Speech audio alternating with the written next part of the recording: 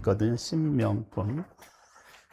제가 이 화엄경을 말씀드리면서 항상 강조한 것은 이 화엄의 가르침이 그냥 어디서 뚝 떨어져서 별도로 만들어진 게 아니고 초기 불교의 부처님의 가르침을 바탕으로 재해석하고 편집한 경전이다, 이렇게 설명을 드리는데, 그 신명품이 딱 거기에 들어맞는 내용이 있어요. 이제 앞에서 우리들이 삼명이라고 하는 걸 공부한 적이 있거든요. 삼명. 삼명은 세 가지 지혜입니다. 여기 밝을 명자를 써놓으면 불교에서는 항상 지혜로 읽는다, 이렇게 이해를 하시면 되는데, 세 가지 지혜. 이 삼명이라고 하는 게 부처님의 초기 불교의 가르침부터 계속 있었던 내용이에요. 그래, 그 세 가지 지혜가 뭐냐? 그것은 우리가 일생을 살면서 사람답게 살려면 꼭 알아야 되는 내용이에요. 그게 그 세 가지가, 하나는 나의 과거에 대해서 기억하고 아는 것, 현재 이전의 일을 기억하고 또 그것으로부터 지혜를 얻어야 되는 거예요.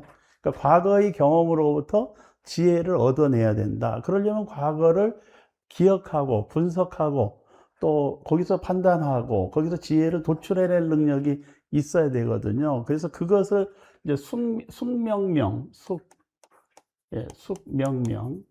뭐 그냥 간단하게 얘기하면 이것은 과거에 대한 지혜입니다. 과거에 대한 지혜. 그 다음에 두 번째는 이제 앞으로 어떻게 될 건가를 예측해 나가야 되잖아요. 미래를 예측하고 조망하고 예견하고 그래야 대비를 하면서 살아갈 수 있어요. 그게 이제 천안명입니다. 그러니까 그 미래를 예측할 수 있어야 된다. 예측. 그 예측 능력이 이제 일반인들이 좀 부족하니까, 그 지혜가 부족하니까 이제 여기저기 의지해서, 종교도 그래서 나온 거예요. 미래에 대한 불안감을 극복하고자 하는 인간의 욕구가 결국 뭐를 만들어냈느냐? 종교라는 걸 만들어냈다는 겁니다. 그리고 그 다음에 이제 누진명이라고 하는 누진명이라고 하는 건 현재의 괴로움의 근원, 현재 문제, 현재의 번뇌망상을 일으키는 요소, 이런 것들을 분명하게 알고 그것에서 벗어나는 방법을 아는 게 요게 이제 누진명이에요. 그러니까 결국은 과거, 요게 예측인데 이게 미래입니다. 미래. 과거, 미래, 현재를 잘 아는 것이다. 그게 우리가 살아가는 현재의 모습입니다. 근데 우리는 언제를 살아가요? 지금 여기를 살아가잖아요.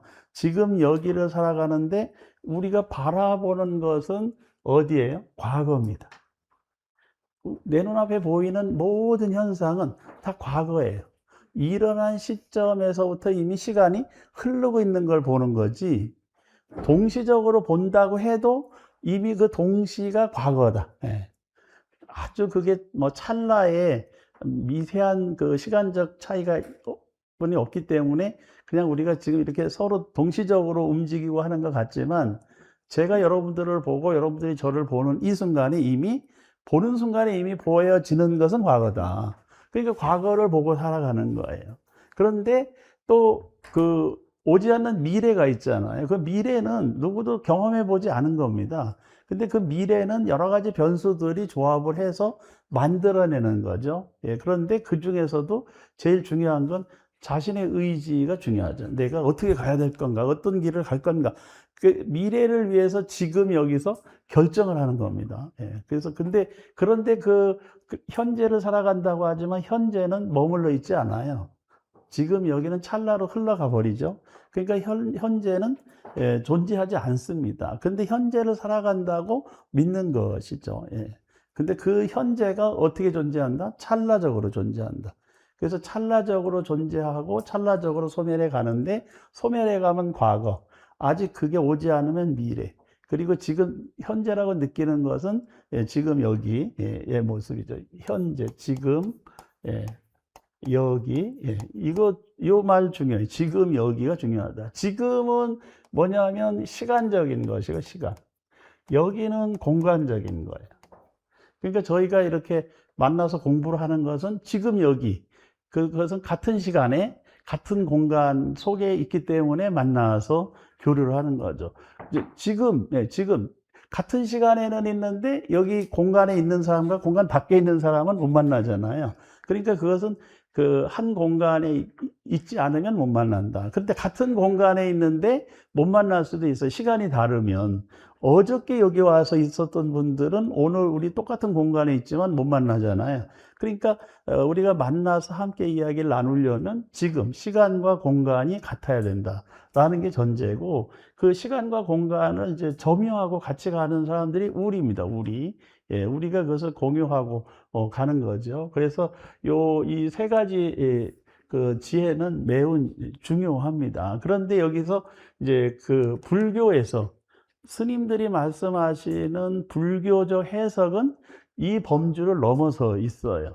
예, 그것은 그 숙명명이라고 하는 게 그 과거, 예, 이제 과거인데 그 과거가 어제도 과거고요. 10년 전도 과거고, 태어나기 전도 과거잖아요. 그러니까 이 부모, 그 부모님으로부터 몸을 받기 전의, 예,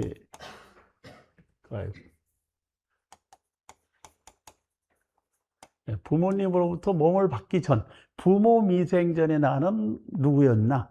나는 어디에 있었나? 이제 그게 화두로 많이 등장을 하기도 해요. 이게 부모 미생전. 그러니까 사실은 부모님, 내가 지금 여기 이렇게 존재하는 건 아버지하고 어머니가 이제 이렇게 또 잘 창조해 주셨잖아요. 예, 그러니까 나의 창조주는 누굽니까?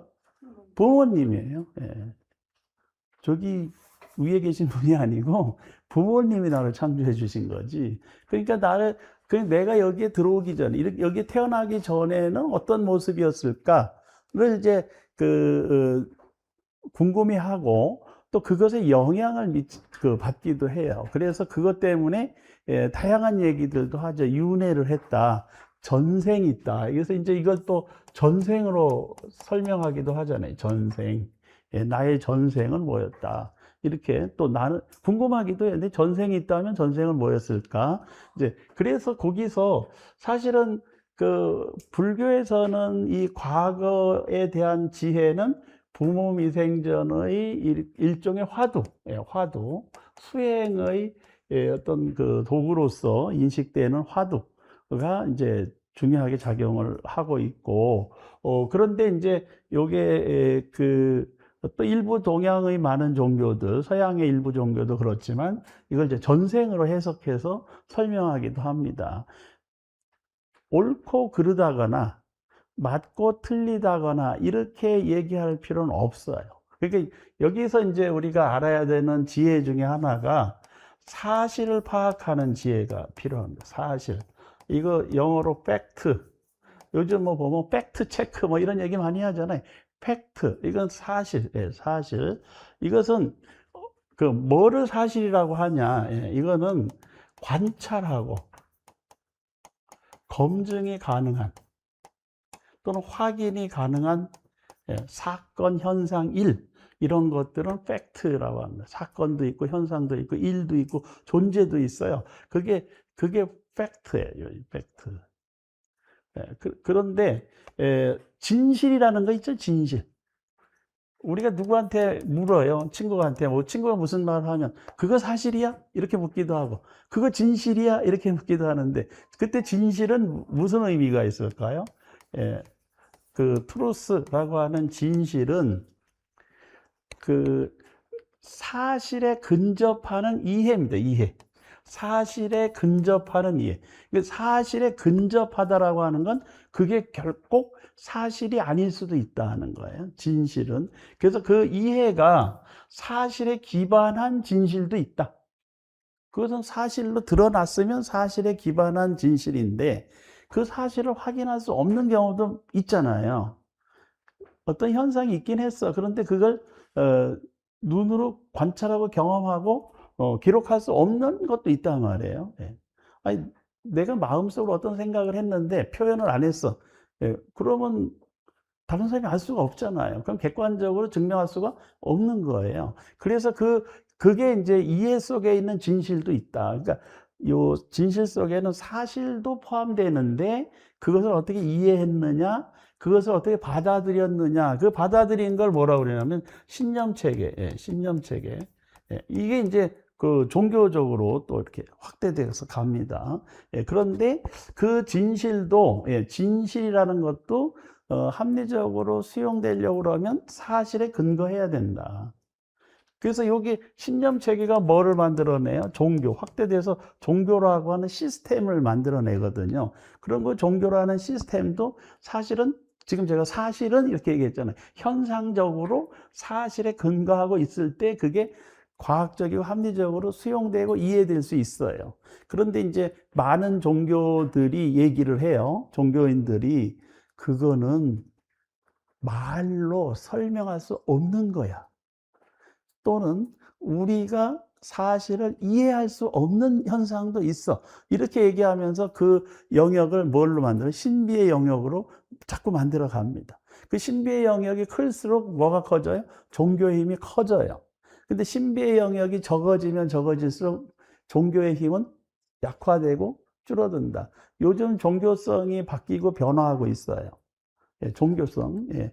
뭐 50대, 60대, 70대에는 큰 변화가 없다고 해도 10대, 20대, 30대 엄청난 변화가 생겼습니다. 우리 사회에서도 5, 60대, 60대 이상은 종교 있습니다. 60% 정도 돼요. 근데 20대, 10대, 20대, 30대 종교 있느냐 물으면 종교 없습니다가 60%가 넘어 70%에 육박하고 있어요. 70%. 예, 그러니까 우리 사회에 이미 그 세대별로 종교를 바라보는 눈이 엄청 달라지고 있다. 근데 그렇게 달라진 이유는 뭐냐? 학교 교육이 크게 작용을 하고 있는 거예요. 학교 교육이. 그래서 그 학교 교육이 과학적인 교육, 또 사실에 입각한 교육, 또 이론, 원리와 체계를 가르치는 교육, 이런 것에 그 이제 집중이 되다 보니 종교도 그렇게 이해를 했고, 그러다 보니 그 신념 체계에서 신비화된 영역이 점점 줄어든다. 그래서 이제 이게 종교가 어려워진다는 겁니다. 예, 그래서 기존의 종교 패러다임은 어떻게 해야 된다?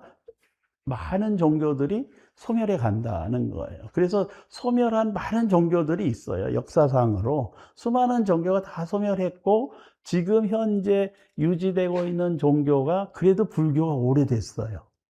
2700년. 그 카톨릭도 그렇게 오래되지 않았어요. AD 313년부터 형성이 돼서 갔습니다. 예, 그 전에 또 그 원 기독교 모습이 조금 있었어요. 예, 한 300여 년간. 그리고 또 개신교는 종교 개혁을 통해서 나왔잖아요. 그러니까 얼마 됐습니까? 개신교는 1500년대 종교 개혁을 통해서 나왔으니 500여 년이 유지가 된 겁니다.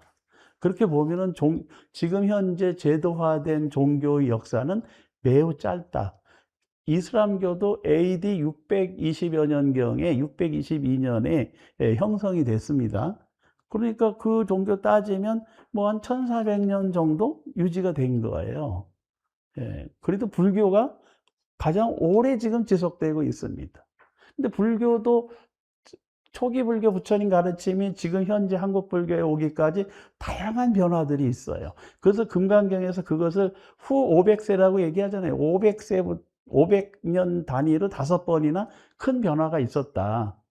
예, 뭐 그렇게 딱 정확히 500년은 아니지만 500년 주기로 이 변화들이 있어서 초기 불교, 부파 불교, 대승불교 초기, 또 상자부 불교, 대중부로 나눠지고 또 중기 대승불교에서 후기 밀교로 가는, 예, 이게 이제 지역으로 이동해 가면서 그 스팝이 되면서 변화가 있었던 거예요. 예, 그러니까 그래서 이 종교의 변화도 사실은 사회적 변화와 맞물려서 나타나고, 그런 사회적 변화에 적응하지 못하는 종교는 어떻게 된다? 아주 과감하게 소멸한다. 사람들이 버린다는 거예요. 그러니까 지금의 종교도 앞으로도 상당 기간은 유지가 되겠으나 시간이 지나면 어떻게 된다? 소멸해 간다. 적응하지 못하면. 그래서 그럴 때 이제 불교는 어떤 그 장점이 있느냐. 바로 여기 명, 이게 지혜란 말이에요. 지혜. 이게 지혜의 종교예요. 불교는 지혜의 종교예요. 근데 그 지혜의 종교라고 해도 신앙적 측면도 있습니다. 불교도 신앙적 측면도 있고. 또 그 종단이나 교단과 같은 시스템적인 종교적 측면도 있어요. 그 사찰도 있고 스님들 배출하는 구조도 있고 포교 방법도 있고 다 갖추고 있습니다. 근데 그런 것들이 언제에 따라서 시대적 변화에 따라서 크게 바뀌고 있다. 앞으로 어떻게 바뀌어가야 될까에 대해서는 이제 새로운 지혜를 모아야 됩니다. 정해진 건 없습니다. 예, 그래서 근데 그 변수들은 이미 우리가 알고 있어요. 미래의 사회를 변화시키는 가장 급진적이고 혁명적이고 결정적인 변화는 어디서 온다? 인공지능과 로봇에서 온다. 패러다임 자체가 바뀌어요. 지금까지는 가장 이상적인 인간을 뭘로 표현했어요? 자연적인 인간. 내추럴 휴먼이에요. 자연적인 인간. 그런데 앞으로는 인공지능을 탑재한 인간. 예. 그래서 이제 일부를 바꿀 수 있잖아요. 장기도 바꾸고 뭐 생각도 막 편집해서 바꾸는 수도 있는 별의별 현상들이 다 옵니다. 그때 어떻게 사는 것이 가장 인간적이고 그 속에서 이익과 향상과 행복을 누리면서 살 수 있느냐, 그 방법을 일러주는 종교가 미래가 있다. 저는 그렇게 봅니다. 그러니까 우리가 지금까지 생각하지 못했던 수많은 현상들이 앞으로 계속 나타나게 될 것인데, 그때 종교는 무슨 역할을 해야 될까? 지금과 같이 그냥 신앙적으로 믿고 의지해서 가면은 모든 게 잘 된다 라고 그 종교 활동을 하면은 거의 희망이 없다. 그런 종교는 저는 그렇게 생각을 해요. 상당 기간은 종교가 유지는 되겠으나 주류 종교에서 밀려난다는 거예요. 그래서 이제 뭐 일부에서는 과학 종교를 얘기하기도 하고 하지만 아직은 거기까지 가고 있지는 못합니다. 심지어는 인공지능을 신으로 모시는 종교도 나왔었어요. 인공지능보다 똑똑한 존재가 없다.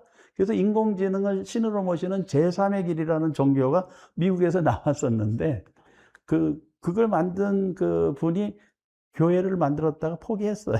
예, 사람이 안 와. 아직은 그 인공지능이 종교로 가지는 못한다. 그런데 이제 우리도 뭐 로봇 스님을 채용한다는 거 아니에요. 그렇게 되면 우리가 로봇한테 절을 하고, 로봇한테 기도를 하고 이래야 되나?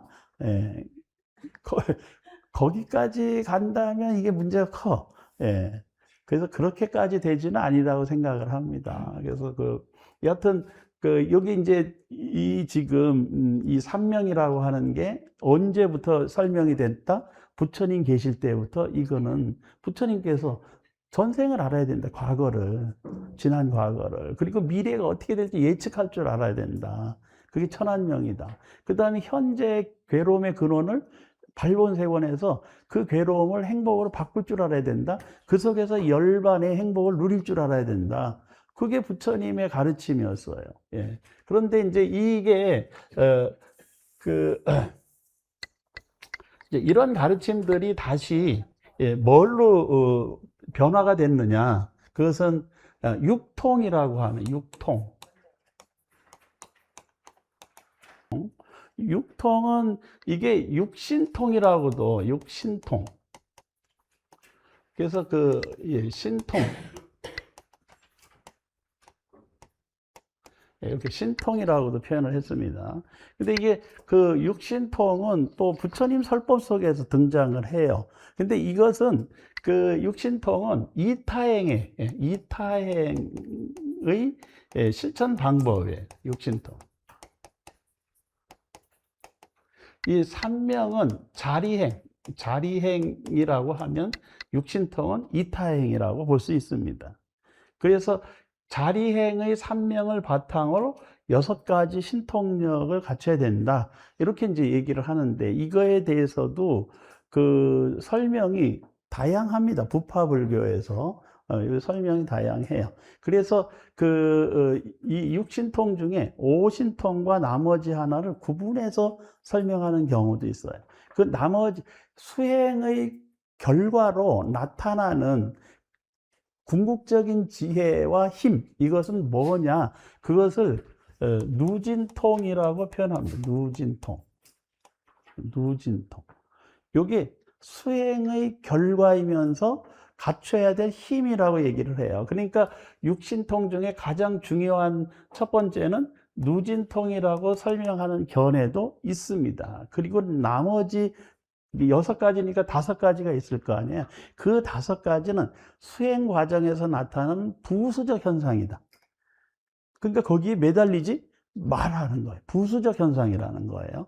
예, 그런데 그 부수적 현상에 매달리는 경우들이 종종 또 있습니다. 그런 현상을 경험할 수 있으니까. 그러니까 이 육신통에서 누진통은 수행의 결과로 나타나는 지혜와 그 힘, 이렇게 얘기할 수 있는데, 나머지 5개는 부수적인 현상이고, 거기에 매달리지 말라라는 게 이제 그 수행적 가르침입니다. 그래서 여기 누진통 앞에 이제 산명에 보면은 숙명통이 있잖아요.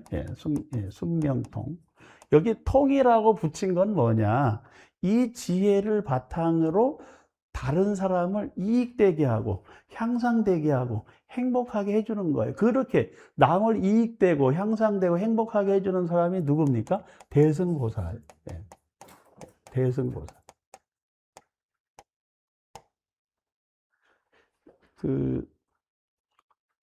제가 여기 우리 진관사 한문화체험관 앞에 있는 그 콜라병을 들고 축구공을 든 보살님 말씀드린 적 있잖아요. 작품을 만든, 보살상을 만든 작가님을 일요일 날 만났어요, 여기서. 제가 인공지능에다가 물어보니까 이 작품은 그 코카콜라에서 그 콜라보레이션을 통해 가지고 코카콜라를 선양하기 위해서 이 작품을 공모했는데 아마 이름은 밝혀지지 않았지만 세계적인 작가의 작품일 것이다 라고 인공지능이 얘기를 했어요. 얘가 할루시네이션 속에서 엉터리 대답을 한 거지. 예, 저는 그렇게 믿지는 않았지만 그런 얘기를 했으니, 야, 이게 코카콜라, 그 축구공, 이러니까, 그런가 보다. 그렇게 이해를, 그렇게 설명하는 것도 합리성이 있다. 이렇게 이해를 했는데, 일요일날 딱 만났어요. 일요일날 같이 밥을 먹었는데, 우리 달해제 마치고 점심을 먹는데, 앞에 앉으신 거예요, 작가님이. 근데 그 작가님이 이제 자기 프로필에 이걸 주시는데, 보니까 제가 아는 저희 승가대학의 부처님 불상도 그분이 조성을 하셨더라고요. 여기저기 많이. 그래서 이제 그러고 나니까 그분이, 우리 승가대학에 그 매일 보는 부처님을 그 작가님이 하셨군요. 이제 만드셨군요. 조성하셨군요. 이러니까 그분이, 예, 제가 여기 한문화체험관 앞에 있는 그 콜라병 든 관세음보살상도 자기가 만들었습니다. 이러는 거예요. 예. 그래서 원작자를 제가 찾았죠. 예, 원작자. 그래서 그분한테 이제, 그럼 무슨 생각으로 저렇게 만드셨냐? 이랬더니 이제 미국에서 월드컵을 했대요. 2010 몇 년도에. 12년도인가 몇 년도에 월드컵을 했는데 그 미국 월드컵을 보고 미국을 상징하는 작품을 만들어야 되겠다. 그래서 자유의 신상. 그 다음에 미국을 상징하는 콜라, 미국에서 하는 월드컵 축구대회, 그 축구공, 이렇게 만들었다는 거예요. 그런데 지금 미국에서 또 월드컵을 하잖아요. 그래서 제가 그랬죠. 그 보살상은 주인공이 손흥민이다. 그래서 그 손흥민 보살상이다. 내가 이름을 그렇게 붙였다 그랬더니 막 웃으시더라고. 맞다. 예. 그렇게 해석해도 되겠다. 지금 때가 그때다. 지금 이제 월드컵 기간이잖아요. 때가 그때가 되었다. 그래서, 그 작품의 비밀을 제가 푸는 거죠. 우연히. 그 달해제에 참석한 공덕이 있는 거야, 이게. 그래서 어른 달해제는 열심히 가야 돼. 뭐든지 해결이 되니까, 하나라도. 여튼 그 과거의 일이지만 그 아주 멋진 훌륭한 작품이 우리 진관사에 있다는 건 아주 대단한 일입니다. 그거는 이제 조금 지나면 어떻게 된다? 거의 보물급 문화재로 승격된다. 몇 년 후에? 한 200년 후에. 이게 그 누진통이라고 하면 이건 현재 누가 괴로워서 죽을 것 같아. 그러면 그 괴로워서 힘들어하는 사람의 고통을 건져주는 거예요. 그게 누진통이에요. 그러려면 어떻게 하겠어요? 이 사람이 지금 왜 괴로운지 뭘 해야 됩니까? 관찰을 해야 됩니다. 대화를 하고, 대화 속에서 관찰을 하잖아요. 그 눈을 봐야 되는 거예요. 그 얘기를 듣고, 나누고, 교감하고, 공감하고, 이래서 그 관찰을 통해서 뭐가 있어야 돼? 지혜가 있어야 됩니다. 그래서 불교 수행에 지금 화엄경도 그렇고, 다른 대부분의 경전들이 불교 수행은 무슨 수행이다? 관찰 수행. 또는 관법 수행 이렇게 얘기하는데 관법이나 관찰이나 같은 말이에요. 이 관법 수행 그러면 법을 관찰한다는데 그 법이 뭘까요? 여기서는 현상이에요. 현상도 법이에요. 부처님 가르침도 법이고 진리도 법이고, 그러니까 진리나 현상이나 부처님 가르침을 관찰하면 그게 관법 수행, 관찰 수행입니다. 그런데 그것을 언제? 지금 여기에 문제. 이게 지금 여기에 문제를 해결하는 게 바로 누진통이라는 겁니다. 그런데 누진통으로 지금 현재의 문제를 관찰해 보니 이 사람은 전생의 업 때문에 발목이 잡혀 있는 거예요. 그러니까 전생의 업 때문에 발목이 잡혀 있는 게 뭐예요? 업장입니다. 업장. 업장. 요즘 사회가 시끌시끌하잖아요. 누가 살인을 했는데 그 수사가 잘못됐다. 잘못돼서 보니까 경찰서장인지 누군지가 또 이거를 조작했다. 증거를 빼돌렸다. 어쩌고저쩌고 막 시끄러워. 그러니까 여기에 행위가 있잖아요. 이 업장은 행위가 이미 언제 있었다? 과거에 있었다. 그 과거에 지은 행위가 업을 만들어내고 있는 거예요. 업은 행위와 그 결과를 말합니다. 근데 행위와 그 결과가 지금 장애가 되고 족쇄가 됐어. 그 경찰서장님 업장에 족쇄가 차여졌지. 그럼 이제 어떻게 되겠어요? 파면되겠죠? 그게 업장인 거예요. 근데 자기 행위와 연결이 되어 있는 거죠. 거기 살인을 저지른 그 친구는 당연한 것이고. 근데 사실은 그 경찰관들도 거기에 휩싸이지 않았으면 이런 일이 없잖아요. 그럼 왜 휩싸였느냐? 악연이 있었죠. 근데 악연은 누가 만들었어요? 본인들이 뭐를 받았잖아. 그러고 조작을 한 거야. 그러니까 악연은 사실 자신의 악행에서부터 비롯이 됐다.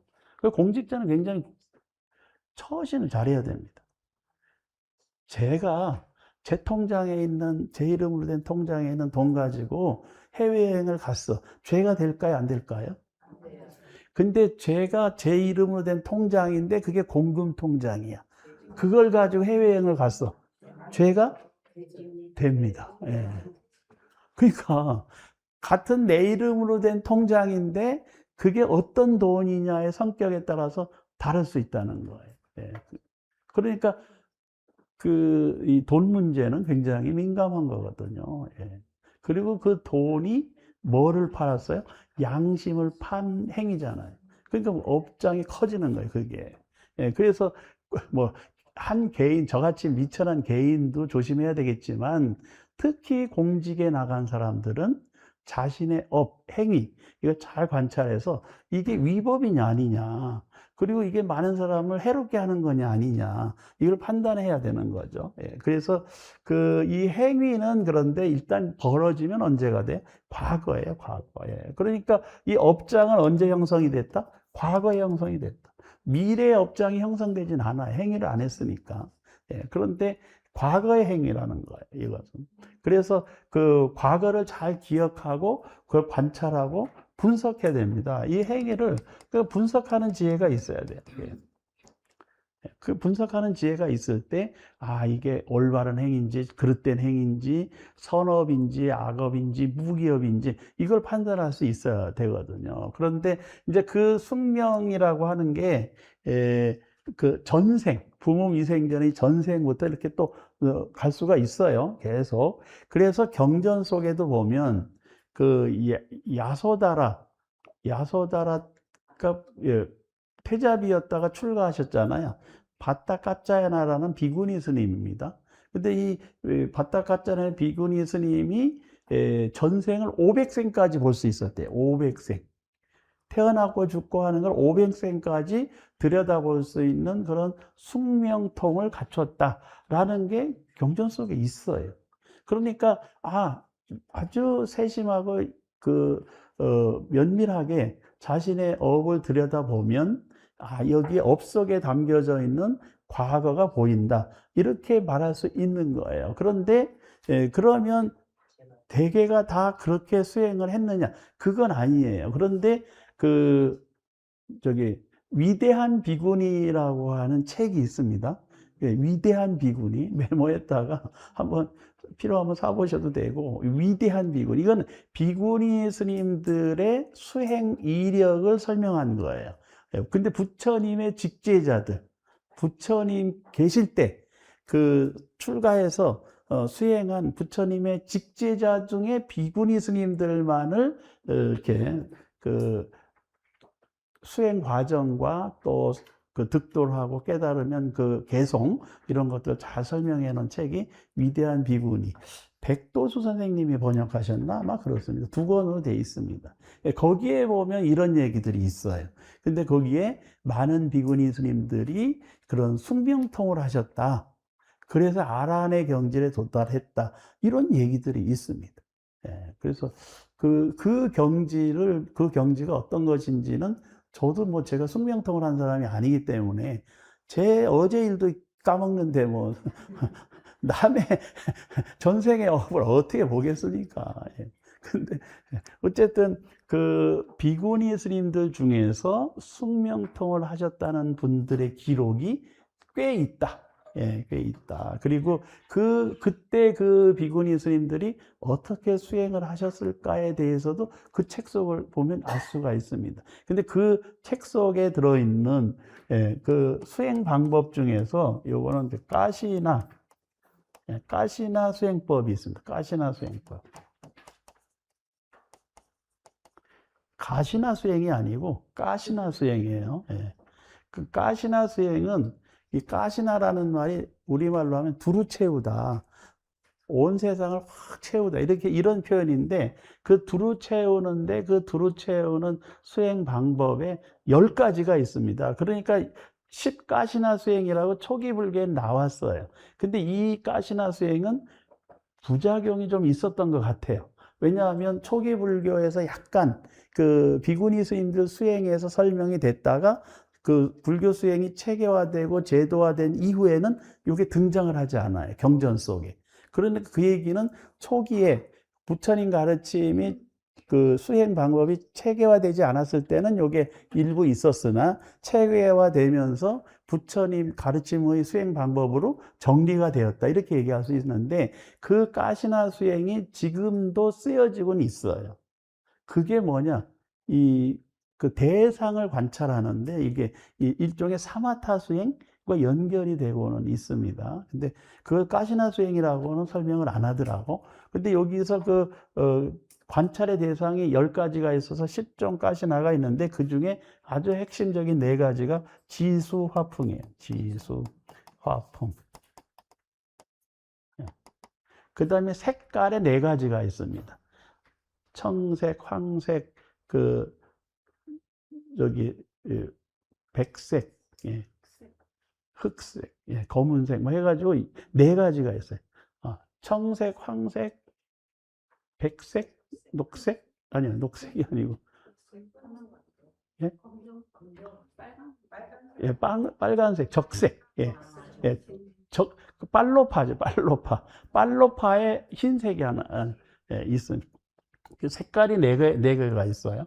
그 다음에 이제 그렇게 해서 공가시나 식가시나 이렇게 해서 10가지가 있습니다. 이 색깔에 4가지가 있다. 이 지수화풍. 그런데 비구니 스님들의 수행 중에서 여기 수가시나 수행, 그 다음에 화. 이 2가지가 상당히 많이 아라하니 경지에 가는데 활용됐음을 제가 확인을 했어요. 그래서 수가시나 수행이 물을 관찰하는 거예요. 물의 흐름. 물이 흐르고 변화해서 사라지는 걸 관찰하는 건데 오늘 보니까 우리 진관사가 너무 물 관찰하기 좋아. 예, 오늘 예. 저기 가면 폭포도 막 있잖아요. 그 폭포에 물 떨어지는 것을 관찰하는 것도 좋고, 여기 쫄쫄쫄쫄 내려가는 것도 관찰하기 좋고, 또 저 밑에 가면 호수같이 잔잔해지잖아요. 근데 저 위에 가면 막 격정적으로 요동치는 물의 모습, 물의 흐름을 보다가 쭉 가면 또 아주 평화롭게 되는. 그래서 그 오늘 이제 수량이 좀 많아서 좀 마음이 요동치고 격정적인 사람은 오늘 수행하기에 좋은데, 평소에 날씨 따뜻하고 조용할 때는 요 밑에 그 수변에서 관찰하기 좋습니다. 그래서 그거를 뭐라고 표현하느냐? 수변처정. 예, 수변처정이라고 표현하더라고요. 수변처. 이거는 물가를 관찰한다 이거예요. 그래서 폭포를 관찰하든지 뭐 다 마찬가지인데, 결국은 그 물이 흘러서 사라집니다. 그리고 물이 앞에 흘러가는 물이 뒤에 물이 누가 따라오는지 알까요? 뒤에 따라가는 물방울이 앞에 누가 가는지 알까요? 모릅니다. 그냥 흘러갈 뿐이에요. 그런데 그 물들이 모여가지고 그렇게 큰 흐름을 만들어낸다. 근데 그 물도 결과적으로 다 사라지고, 그렇게 사라지는 물들이 어디로 가요? 바다로 흘러갑니다. 예, 그래서 그 바다와 부처님의 가르침을 이제 비교해서 설명하는 그 10가지가 우리 책 속에 있습니다. 예, 자료 속에.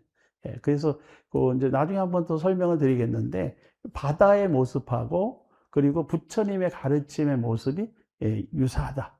이렇게 이제 비유해서 설명하기도 해요. 예, 그래서 이제 요 수변처정이라고 하는 게 물을 관찰하는 수행 방법. 그 다음에 화변처정이 있어요. 화변처정. 요거는 이제 불멍 때리잖아요. 불멍. 예, 불꽃을 관찰해 보셨나요? 예. 그리고 저기 뭐야, 뜨거운 그거 뭐라 그래? 사우나 말고 숯가마 가서 꽃불 쬐 보셨어요? 꽃불. 예. 뭐 뒤집어 쓰고 막 이렇게 꽃불 관찰하잖아요. 그게 화가시나 수행이에요. 예. 그게 불멍이라고도 하는데, 근데 그 불꽃이 막 일어났다 사라지잖아요. 그 찰나의 모습에 뭐가 들어있어요? 무상의 원리가 들어있어요.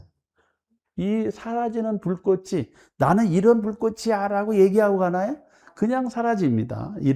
밑에서는 계속 나오고 위에서는 사라져요. 허공으로 흩어져 갑니다. 그게 인생의 무상함을 잘 보여주고 있는. 그래서 그 화가시나 수행은 사실 불의 그 열기, 온기 또는 뭐 이런 것을 내가 받는 것도 있지만, 그 불꽃이 보여주는 무상함 속에서 우리가 부처님의 가르침을 체득할 수 있다. 그래서 그 화변처정을 가지고 수행하는 경우도 있습니다. 그런데 이제 뭐 바람을 느끼거나 땅의 변화를 관찰하거나 이것도 되긴 하는데, 이게 여기 지수행은 나뭇가지나 뭐 이런 거 보고 느끼는 것도 되고. 그러니까 여하튼 어떤 방법이든지 이 수행을 통해서 이제 지혜를 체득하다 보면 얻어지는 게 뭐다? 숙명통이 있다. 그 전생에 대해서, 과거에 대해서 정확히 알고 그 전생의 업장, 발목을 잡고 있는 그 굴레, 족쇄, 이걸 풀어버리는 능력. 어떤 사람이 과거의 족쇄로부터 발목 잡혀서 괴로워하고 있다. 그럼 대승보살이 그 족쇄를 풀어주는 능력. 그걸 뭐라고 그런다? 숙명통이라고 한다. 이렇게 이해할 수 있습니다. 그 다음에 이제 세 번째는 천안통입니다. 천안통. 아직 오지 않는 미래를 내다보는 예측, 뭐 조망. 근데 이거는 그 통찰지를 갖췄다. 통찰지. 통찰지를 갖췄을 때 요 천안통이 이루어집니다. 그러니까 이게 미래라고 하는 게 사실 원리 속에서 이루어지는 게 있어요. 원리 속에서 이루어지는 게. 그러니까 그 원리 속에서 이루어지는 건 오늘 일어난 일과 내일 일어난 일이 거의 같아요. 거의 똑같습니다. 우리가 오늘 아침 해를 보셨나요? 비가 와서 못 봤구나. 근데 아침에 해가 떴겠죠? 네. 못 봤어도 해는 떴습니다. 우리가 못 봤을 뿐이에요. 그 내일도 해가 뜨겠죠? 얼마나 앞으로 더 뜰까요? 계속이 언제까지? 몰라요. 지구에서 해를 볼 수 있는 건 앞으로 40억여 년을 계속 봅니다. 40억여 년. 왜냐하면 그 원리가 계속 유지가 되고 있기 때문에 그 계속 만약 우리가 계속 산다면 그 해 뜨는 걸 계속 볼 수가 있을 거예요. 근데 태양의 모습이 달라질 수는 있겠죠. 조금씩 크기가. 그런데 이제 그게 통찰지라는 거예요. 아, 지금 그 해가 동에서 떠서 서로 지는구나. 그럼 왜 동에서 떠서 서로 지는지 이런 원리를 이해하면 그걸 예측할 수가 있다. 그러니까 통찰지 속에 뭐가 있다? 원리의 이해. 원리의 이해. 이게 있다. 그래서 그 원리가 미시적인 원리도 있고 거시적인 원리도 있어요. 거시적인 원리는 삼천대천 세계의 원리입니다. 근데 그 삼천대천 세계의 원리는요, 요게 우리 은하계 속에서 이루어지는 것이나 다른 은하계 속에서 이루어지는 것이나 거의 같아요. 거의 같습니다. 조금 그 크기와 조건에 따라서 현상이 달라질 수 있지만 원리는 같다. 그래서 그 원리를 이루는 게 지금 이제 우주적인 원리는 우주를 움직이는 힘이 있다, 힘.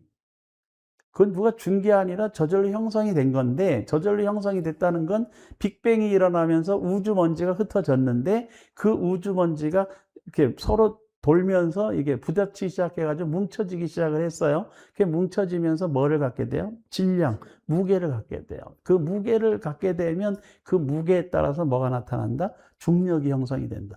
커지면 커질수록 중력이 커진다는 거예요. 그래서 중력이라는 현상이 나타났고, 그런 중력이 나타나는 물체는 전자기장이 나타난다. 그 전자기력이라는 게 있다는 거고, 그 다음에 이 뭉쳐진 물체는 그 안으로 결속하려고 하는 응집력이 있다. 그걸 강력이라고 하고, 그것이 점점 시간이 지나면 부서져 나가는데 그것을 양력이라고 한다. 그러니까 우주에는 4가지 기본적인 힘이 있다. 그게 원리인 거예요. 그걸 누가 만들었어요? 제가 만든 게 아니고 과학적으로 검증해서 알아낸 겁니다. 원리를.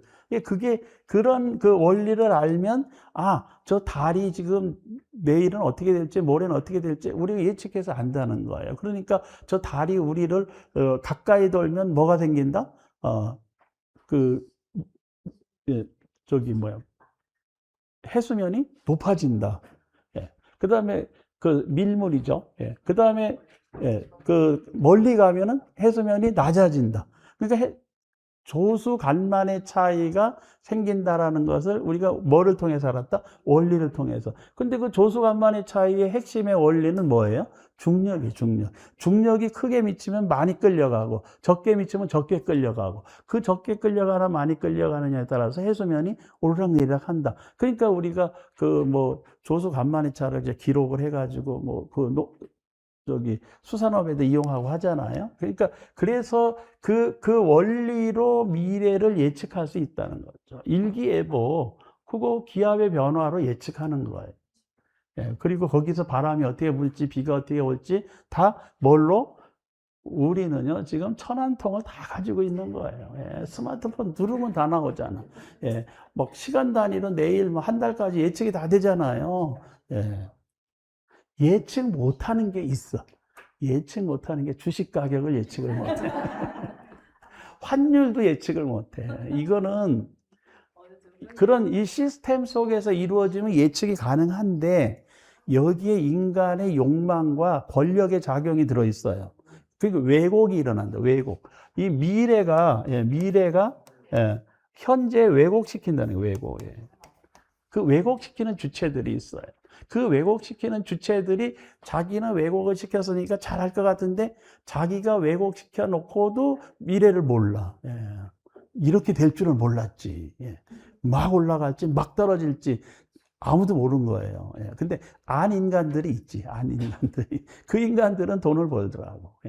제 아주 친한 초등학교 동창이 그 아주 어렵게 살아가지고 힘들게 살았는데, 그 와이프가 열심히 돈을 벌어가지고 먹고 살게 해주고 그냥 돌아가셨어. 이 친구는 그냥 와이프 죽고 나서 떵떵거리고 잘 살 줄 알았는데 사기당해가지고 쫄딱 망했거든. 그러니까 이 와이프가 이 남편이 사기당해서 망할 줄을 알고 있었어. 천한통이 있었던 거지, 그 와이프는. 예. 그래가지고 어떻게 했겠어요? 대책을 세웠어. 그래가지고 뭐를 샀냐? SK 하이닉스 주식을 샀어요. 300주. 6만 원에 사놨대. 근데 이게 엊그저께 300만 원까지 올라갔잖아요. 200 몇십만 원. 얘 팔았대. 그러니까 얼마 벌었어요? 6억을 넘게 벌었다는 거야. 1,800만 원 들여가지고. 미래를 알았겠죠? 예. 근데 그 보살님이 돌아가시면서 왜 딸 이름으로 주식을 사놨겠어요? 이 인간한테 사놓으면 또 망해버릴 것 같거든. 이게 딸 이름으로 막대 사놨는데, 이게 그렇게. 그래가지고 이놈이, 나 이렇게 벌었어. 자랑하고 다니더라고. 또 어떻게 되겠어요? 여자친구를 사귀었는데, 우리가 다, 야, 조심해. 근데 엊그저께 만났는데 헤어졌다고 그래. 다 박수 쳤어. 잘했다. 너 그래도 네 와이프가 벌어준 돈 6억 잘 지키게 됐다. 우리가, 야, 잘 헤어졌다. 근데, 그러니까 예. 예? 뺏겼다고요? 물어봤어요, 제가. 궁금하잖아. 너 얼마 줬니? 예, 물어봤어. 엊그제 얼마 전 생일이었대. 얼마 줬니? 궁금하시죠? 예, 500원입니다. 정확하게 500만 원 줬다고 그러더라고요. 야, 그러면 조금 있으면 1,000만 원 줘야 되고 2,000만 원 줘야 되고 계속 줘야 된다. 잘 헤어졌다. 그러니까 그게 왜곡이 일어난다. 그 왜곡이 왜 일어났겠어요? 어리석음 때문에. 가장, 어리석음 때문에 일어나고, 또 일어나는 건 뭐냐? 욕심 때문에 일어나요. 욕심. 권력욕, 지지율, 뭐 이런 욕심이 있잖아요. 그게 왜곡을 일으켜요. 다. 그러니까 정치적 욕구, 욕망, 이런 것들. 그래서 이게 왜곡이 일어나는데, 그 왜곡을 일으키는 변수가 뭐냐? 인간입니다.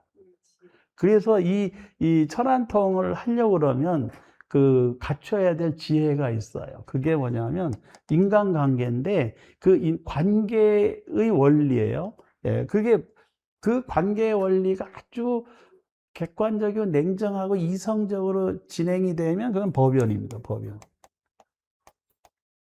근데 그렇지 않잖아요, 우리가. 인연에 따라서 인연. 어떤 인연을 만나느냐에 따라서 이게 왜곡이 심해질 수 있어요. 그리고 그 속에서 아닌 걸 긴 걸로 만들려고도 하고 욕심 부려서 남의 걸 가져가기도 하고 뭐 이렇게 되는 거예요. 그러니까 법연으로 이루어지면 법이 여러 가지 의미가 있다고 그랬잖아요. 첫째는 부처님의 가르침도 법이야. 그 다음에 현상도 법이에요. 현상, 일어나고 사라지는 현상도 법입니다. 진리도 법이라고 해요. 세속의 법도 법이라고 그러잖아요. 그러니까 그 법은 여러 가지 의미가 있어요. 그런데 그건 아주 냉정하고 이성적이고 합리적인 게 법연이에요.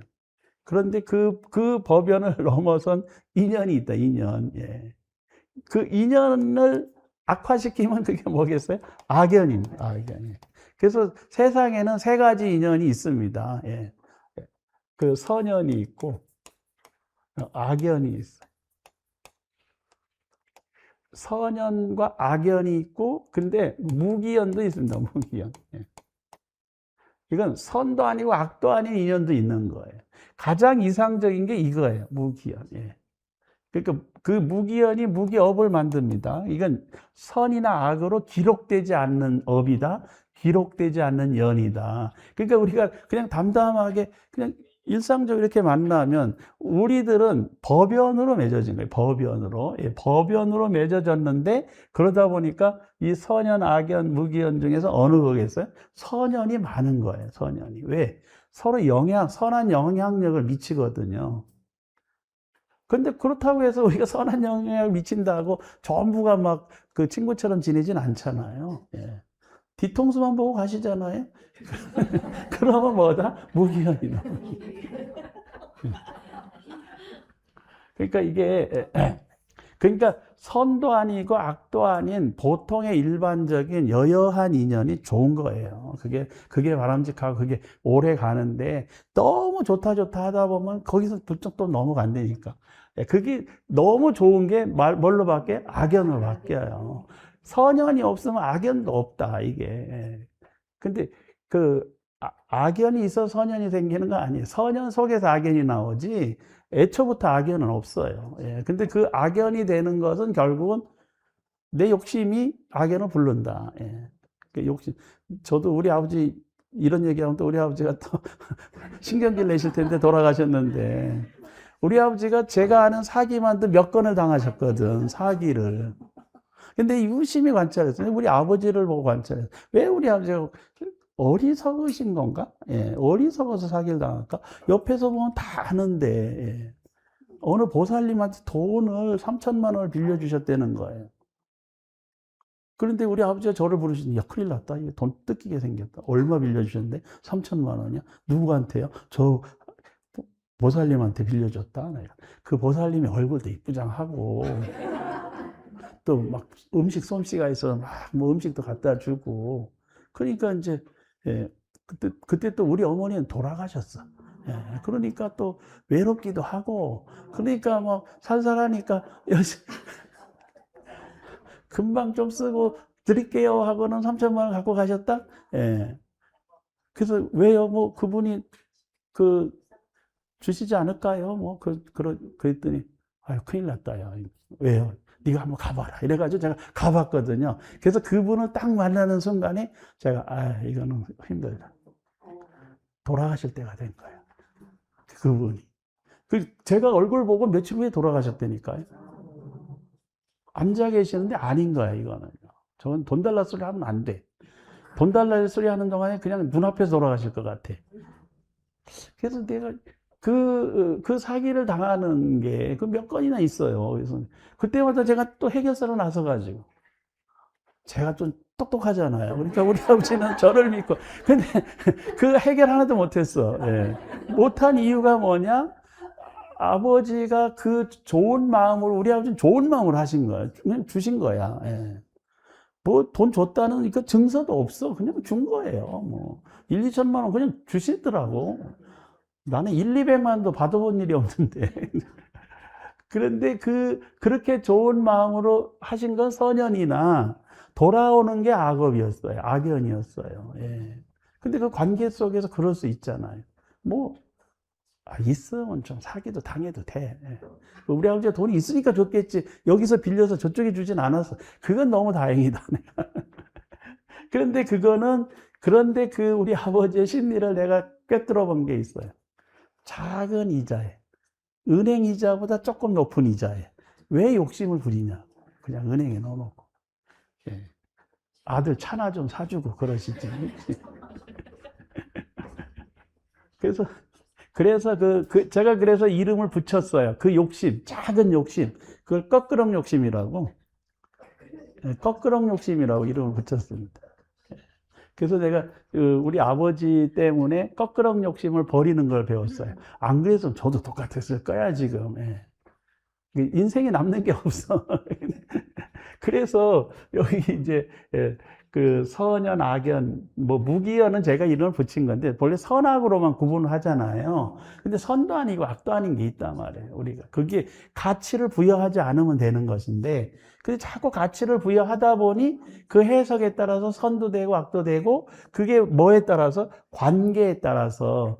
예, 그래서 그 관계를 잘하는 법을 인연법이라고 한다. 그러니까 내 옆에 어떻게 전부 나한테 사기만 치고 뜯어먹는 인간만 있냐? 이렇게 생각하는 사람은 누구를 돌아봐야 된다? 내 자신을 봐야 되는 거예요. 내가 그런 사람을 불러들인 거지. 저는 주변에 사기꾼이 없어. 예, 없습니다. 전부 저를 도와주려고만 하지. 예. 근데 제가 욕심을 내잖아요. 그러면 바로 달라붙는 거야. 예. 그래서 자기 자신을 돌아봐야 된다. 그런데 자기 자신을 돌아볼 줄 알 정도면 매우 지혜로운 사람이죠. 자기를 바꿀 줄 아는 사람이잖아요. 그렇지 않은 사람은 뭐에 끄달려가요? 인연에 끄달려가고 악연에 휩쓸려 가는 거예요. 그래서 이 통찰지라는 게 매우 중요하다. 그 통찰지를 깨우치면 미래가 이렇게 변화할 것이다 예측할 수 있다는 거예요. 그러니까 괜히 어디 가지 마라. 깃발 달린 집에 가지 마라. 그분들도 잘 모른다.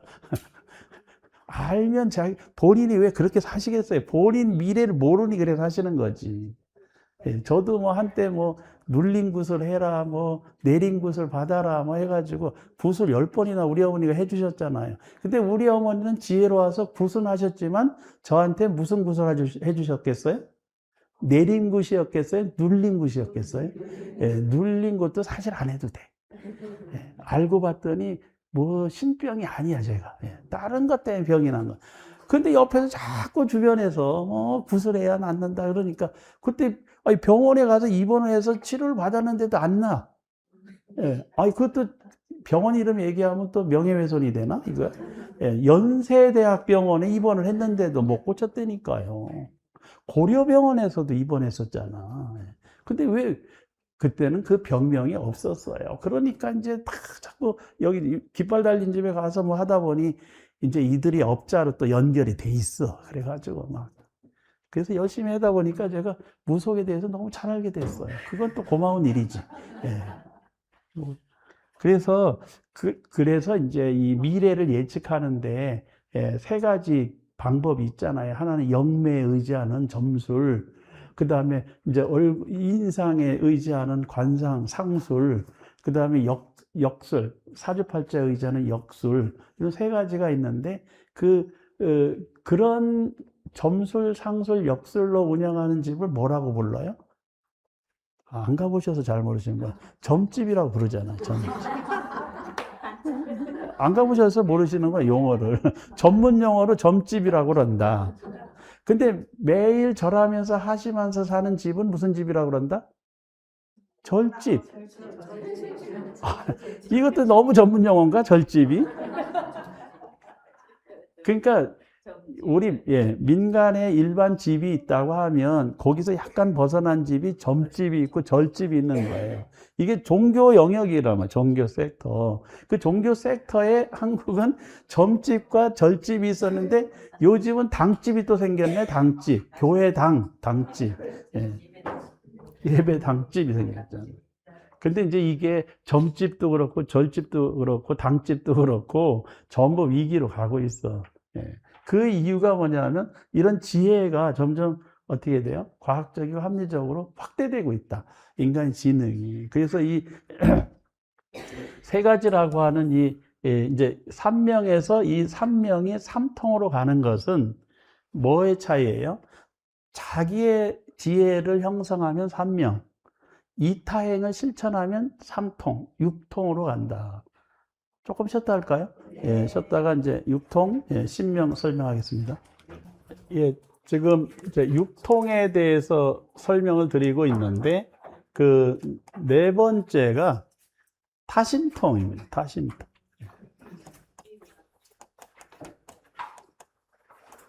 타심통도 이제 다른 사람의 마음을 읽을 줄 아는 능력. 여기 일반적인 표현은 이거예요. 타심통. 다른 사람의 마음을 읽을 줄 아는 능력.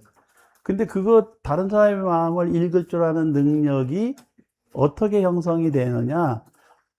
열심히 기도하고 수행하다 보면 그게 성취가 되는 경우가 있다는 거예요. 그런 단계가. 그래서 그런 분들이 종종 있습니다. 저도 우리 어머니가 그런 경지가 오셔가지고 제가 박수를 치면서 환호했지. 우리도 깃발을 다릅시다. 근데 그게 본인이 굉장히 괴로운 거예요. 다른 사람의 마음을, 옆에 사람의 마음을 읽는다는 게 좋아 보이죠? 그렇지 않아요. 근데 사람들의 마음이 전부 선하고 깨끗하고 아름답고 그러면 좋겠지. 막 음악 소리 듣는 것처럼. 근데 그렇지 않잖아요. 누구나 다 괴로움도 있고 부글부글 끓고 그것을 공감해 주는 게 쉽지가 않다. 그래서 타심통은 공감 능력. 공감. 그런데 그래서 이 타심통이 필요한 영역이 어디냐? 복지, 봉사, 또 그 상담 영역에서 이 타심통이 좀 필요합니다. 상대방을 배려해주고 이해해주고 공감해주는 예, 그런 능력이고 그게 그 이제 심리학 쪽에서는 뭐라고 하냐면 메타인지, 예, 메타인지 능력이라고도 해요. 메타인지 자신의 예, 자신의 현재 상황을 정확하게 알고 그것을 다른 사람에게도 적용해서 알 수 있는 능력, 예, 인텔리전스, 지능이 있을 때 그걸 메타인지 능력이라고 한다. 자기의 영역을, 자기의 마음을 정확하게 관찰할 줄 알고 더불어서 다른 사람의 마음도 관찰해 줄 줄 알면서 그걸 공감해 주면 그걸 메타인지 능력이 있다. 이렇게 이야기할 수 있는데 여하튼 뭐 그 대승보살로서 모든 사람의 마음을 다 그렇게 섭수해 주면 좋겠으나 사실 살아보니 그거는 말이 쉽지 그렇지 않다. 예. 우리가 일상에서 느끼잖아요. 예. 그래서 가족 관계 속에서도 그 인간이 몇 마디 하면 벌써 짜증 나는데 그래서 벽처럼 보고 사는 사람도 꽤 있지 않아요? 여러분들은 한 분도 없으시구나. 예. 저도 벽처럼 보려고 하는데 엄청 시달립니다. 요즘. 그분이 뭐에 빠졌냐? 당근 지옥에 빠지셨어요. 당근 지옥. 근데 그 당근이 굉장히 유용한 면도 있습니다. 그러니까 어린 아이들은 그 옷이나 뭐 장난감이나 이게 한 두세 주 내지 한 달 지나면 못 쓰잖아요. 그러니까 거의 새 것이야. 그런데 또 보니까 서로 막 선물을 주고받습니다. 그러니까 막 쓰지도 않은 게 막 쌓여. 예. 그러니까 이제 이것을 당근으로 뭐 팔기도 하고 주기도 하고 나누기도 하고 그런 건 굉장히 좋은 일입니다. 근데 엊그저께 저한테 가자! 이래가지고 이제 또 차 끌고 가지 않았겠어요. 그랬더니 식탁을 당근했다는 거예요.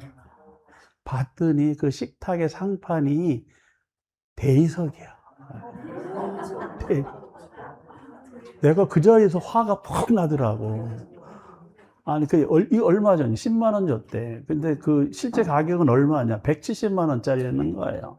그걸 10만 원 주고 샀대. 그 좋아가지고 가자. 갔는데 이게 대리석이야. 그걸 어떻게 듭니까? 그럼 내가 그거 들다가 허리가 다치면 치료비는? 왜 생각이 없냐? 이거를 옮기려면 뭐가 필요하다? 장비가 필요하다. 그리고 뭐가 필요하다? 예, 이 차가. 근데 해필 제가 팰리세이드라서 이게 들어가. 그래가지고 제가 그냥 소리를 한번 빽 질렀는데 누가 책임질 거냐, 이게. 그랬더니 이제 사위 왔는데 소리 지르지 말라고. 그래가지고 제가 절절 기다가. 근데 그 알뜰살뜰한 것까지는 좋아. 그리고 그런데 사실은 그분은 버리는 거잖아요. 그 버리는 걸 왜 갖고 오냐. 근데 그분이 버릴 때는 이유가 있는 거예요. 아주 깨끗하고 좋은 거예요. 왜 버릴게? 왜 버리겠어요? 이게 너무 거추장스럽고 무거운 거예요. 일상에 도움이 안 돼. 폼 잡는 데는 또 좋지, 뭐, 이런 거 가지고 있다고. 근데 사실은 그 당근하는 마음을 제가 이해는 합니다, 이해는. 그래서 했지. 야, 돈이 없냐, 뭐가 없냐. 그냥 새로 사, 새 거. 그랬더니 뭐라고 그러시는지 아세요? 이사 가서 새 집 살 때까지는 안 산다는 거야. 그러면 맨날 남의 거 얻어다 써라. 근데 이제 당근하고 하는 마음이 잘못된 게 아니에요. 그건 아주 숭고하고 좋은 마음이야. 에너지 전략도 되고 환경오염도 막고 뭐 아주 또 좋은 건데, 그런데 있는 사람이 써야 경제가 돌아가지. 그러면 소는 누가 키우는데? 그러니까 잘 소비를 하셔야 돼요. 예, 있으시니까. 그 다음에 이제 천이통. 예, 천이통. 예, 천이통은 다른 사람의 마음을 들어주는 건데, 경청. 예, 경청. 사실 이제 저도 뭐 누가 이렇게 얘기를 하면은 말을 끊고, 그리고 내 생각을 넣어서 얘기하는 경우가 너무 많아요. 저 같은 경우는 말하는 직업이잖아요. 그러니까 그 말을 습관적으로 많이 나와요. 사실은 누군가 나한테 얘기를 할 때는 답을 구하려고 하는 게 아니고 그냥 저 이런 상황입니다 하소연하고 싶은 거잖아요. 그냥 들어만 주면 돼. 근데 왜 거기다 대고 너는 이게 잘못됐고 저게 잘못됐고 그래 그 인간 잘못 만났고 왜 그런 얘기를 하냐고. 그것은 원할 때 상대방이 원할 땐 그 얘기를 해줄 수 있지만 그렇지 않을 경우에는 어떻게 한다? 조용히 들어주는 것. 그게 천이통이에요. 그런데 근데 문제는 어떤 사람이 소홀히 말을 해서 그 자기 의사 표현을 하면은 들어주면 되잖아요. 근데 말을 안 해. 저 같은 경우도 밖에 나가면 말을 못 해요. 수줍어해요, 제가. 예. 예. 그래서 이 대인 간의 소통이 원활치가 않아요. 그럼 어떻게 하겠어요? 표정으로, 행동으로, 제스처로. 그러니까 이 경청 말로서 표현하는 것 이외에 그 어떤 행동에 담겨져 있는 그 속뜻, 뉘앙스, 이런 걸 듣는 것도 천이통이다. 그걸 느끼고 이해하는 것도. 그러니까 경청하고 이해하는데 그 이해의 수준이 굉장히 상대방을 위하는 마음에서 이게 이해가 돼야 된다는 거죠. 그러면 들리지 않는 소리를 들을 수가 있다.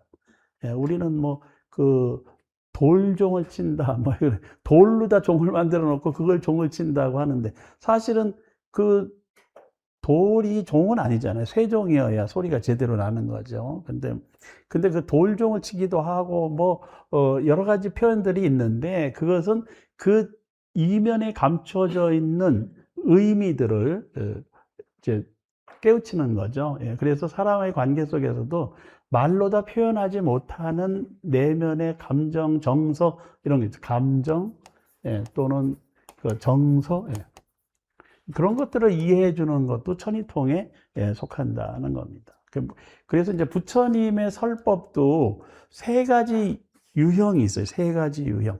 말로 다 설명해서 알아들을 수 있는 사람은 언설설법으로 합니다. 언설설법.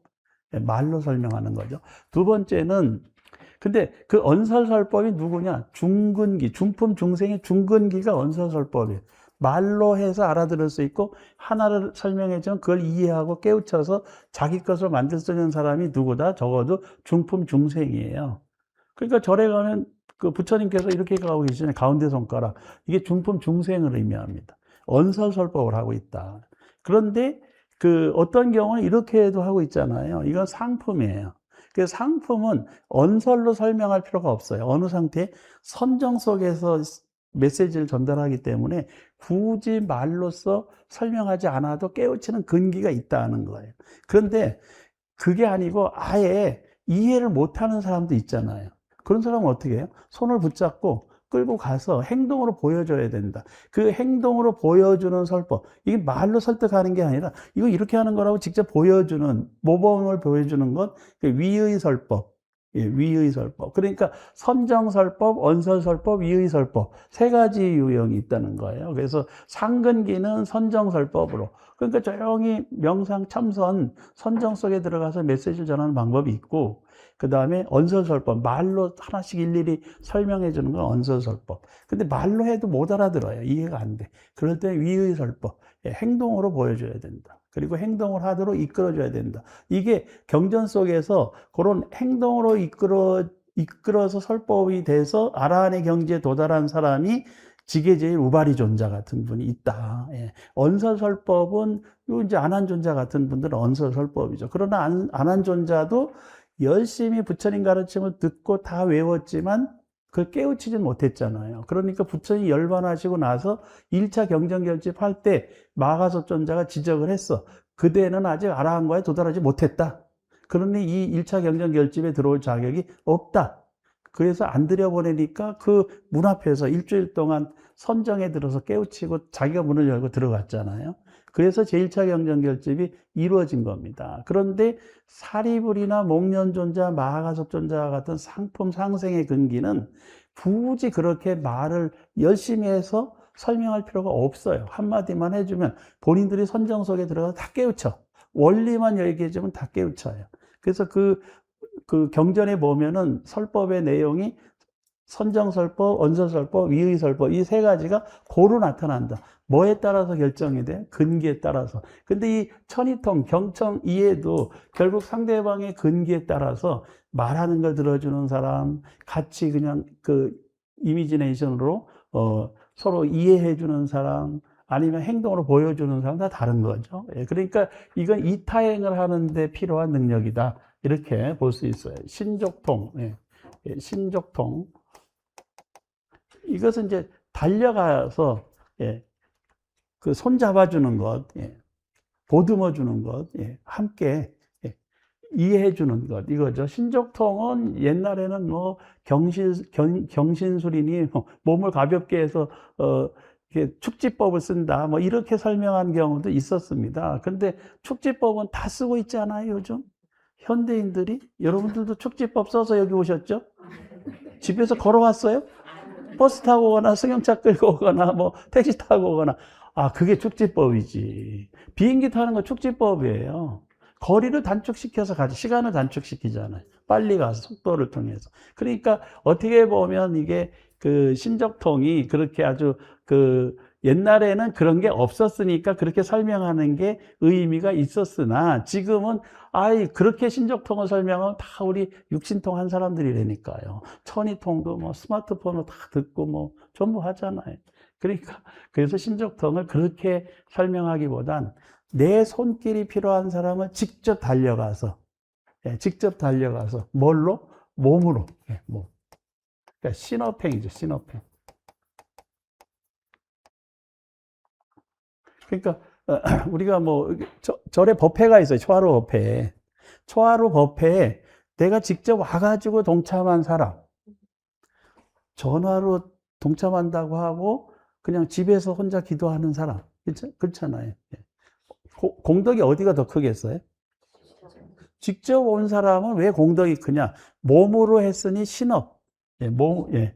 그 다음에 와서 뭐 같이 그 연불도 하고 기도도 했잖아요. 그럼 뭐가 졌어요? 구업이 또 한꺼번에 지어진 거예요. 또 생각도 같이 동참했잖아요. 그러니까 뭐예요? 의업이 된 거예요. 근데 집에서 혼자 기도했다. 그러면 집에서 혼자 구업이나 의업으로 선업을, 이게 이제 선업을 지어가는 것은 되는데, 뭐가 안 됐다? 신업이 안 된 거다. 그 신업, 몸으로 동참한 거 하고 몸이 참여하지 않은 것은 차이가 분명하게 있다, 우리도. 그래서, 신족통은 몸으로 선업을 지어가는 것도 되고, 자기가 직접 실천하는 것도 된다. 이게 신족통이요. 그런데, 가야 될 곳, 가야 될 곳, 내 손길을 필요로 하고 내 발길이 닿아야 되는 곳에 다가서는 것이죠. 이건 직접, 직접 다가선다. 직접 다가서야 그게 신족통이 된다. 요즘은 뭐, 그런데 내가 다가설 수가 없는 상황이 있어요. 미국에 누가 저한테, 그런 일이 있었습니다. 어느 분이 자녀분을 미국 뉴욕에 유학을 시켰어. 그래서 이제 미국에 가서 기숙사하고 이렇게 다 확인하고 갔는데 딱 가서 보니까 기숙사에 들어가는 날짜가 한 15일이 늦춰졌대요. 그럼 15일을 어디서 살아요, 이 학생이? 근데 저한테 전화가 왔어. 교수님, 우리 애가 미국에 갔는데 15일을 어디서 살아야 되는데 지금 큰일 났습니다. 이거 어떻게 해야 될까요? 그래서 제가 신족통을 발휘했죠. 바로 미국으로 날아가지 않았겠어요? 그럼 제 몸이 갔으니까 전화가 갔겠어요? 제 동생이 미국에 스님이 있잖아. 그래서 전화했지. 지금 여기 이런 학생이 있는데 스님 집에 재울 수 있냐? 얼마나 재워야 돼? 15일, 2주간 재울 수 있다. 그럼 그걸로 보내겠다, 콜. 그래가지고 제가 바로 보내줬잖아요. 그런 경우가 있었어요. 그러니까 제가 신족통이라고 하는 게 미국을 가지 않아도 제가 미국에 누군가 지인이 있고 그 지인이 나의 역할을 대신해 줄 수 있으면 그러면 신족통이 되는 것이다. 그러니까 이것은 이 신족통은 직접 다가서는 것도 있지만 간접적으로 네트워크를 구성하는 것도 있어요. 네트워크가 구성이 되면 우리가 부산에 누가 있을 때 지인이 부산에 살고 있어. 도움을 줄 수 있어. 그럼 그 사람에게 도움을 요청을 할 수 있잖아요. 그게 네트워크예요, 네트워크. 그래서 이제 이 네트워크를 불교계에서도 좀 넓혀 가야 됩니다. 혼자서 다 할 수는 없잖아요. 그 역할 분담을 하는 거죠. 그래서 이제 뭐가 필요해요? 봉사단. 봉사단이 그 봉사단이 전국적으로 네트워크를 구성되어 있으면 서로가 돕고 도움을 주고받고 할 수 있는 거잖아요. 그게 현대적인 신적통이다. 요즘은 그렇지 않아도 이제 공공기관을 통해서 그 도움을 요청해 줄 수도 있잖아요. 그래서 여러 가지 이제 그 사회 안전망이라는 게 있습니다. 이게 요즘은 사회 안전망, 이런 사회 안전망이 있어서 서로 구조해주고 도움을 줄 수 있는 방법들이 생겨나고 있는데, 불교도 대사회적으로 뭔가 지지 기반을 많이 마련하고 하려고 그러면 이런 게 여기에 도움을 줄 수 있는 시스템을 갖춰야 된다는 거예요. 그래서 이제 요즘은 종교가 자꾸 개별화되고 개인화되고 또 이제 그 소수의 그룹 중심으로 이렇게 가요. 그래서 그런 것을 이제 그 클럽제화한다, 이렇게. 클럽제. 우리가 골프 클럽이니 무슨 클럽 있잖아요. 그 클럽은 누가 들어가요? 아무나 들어가지 못하죠. 회원. 회원만 가는 거예요. 그러니까 교회든 사찰이든 간에 신도들만 우리끼리 문화, 신도들만 회비를 내는 정기적으로 시주를 하는 이 사람들만 서비스를 받겠다. 이거는 클럽제화 되는 거거든요. 그렇게 되면은 여기서 소외되는 사람들이 유입될 수가 없어요. 그러니까 그래서 이 사찰이나 교회나 종교 단체가 클럽으로 가면 안 된다. 클럽제적 성격이 있는 건 맞아요. 그런데 우리도 이제 여기 이렇게 시설들은 우리 신도님들이 이용하는 시설이니까 이게 클럽제적 성격이 있어요. 그런데 이걸 언제 필요하면은 구청이나 어디서 또 행정기관이나 지역사회에서 이 시설을 필요하러 하면 어떻게 합니까? 빌려줍니다. 우리가 최대한 또 서비스까지 해주잖아요. 그래서 이게 뭐를 만들어내냐? 클럽제에서 공공제로, 공공제적 성격으로 이걸 변화시켜야 이 종교가 사회 속에서 역할을 할 수가 있어요. 근데 이 공공제여야 된다. 그런데 관리는 누가 해야 되냐? 그건 신도들이 해야 되니까 관리는 클럽제적 성격이 있는 건 사실이에요. 그러나 그 운영에 있어서는 공공제적 성격이 매우 강해야 되고, 그런 면에서 우리 진관사는 뭐가 없습니까? 담장이 없어요. 그렇잖아요. 문이 있습니까? 일주문이 있는데 문 없는 문이야, 이거는요. 누구나 다 24시간 다 들락날락 할 수 있잖아요.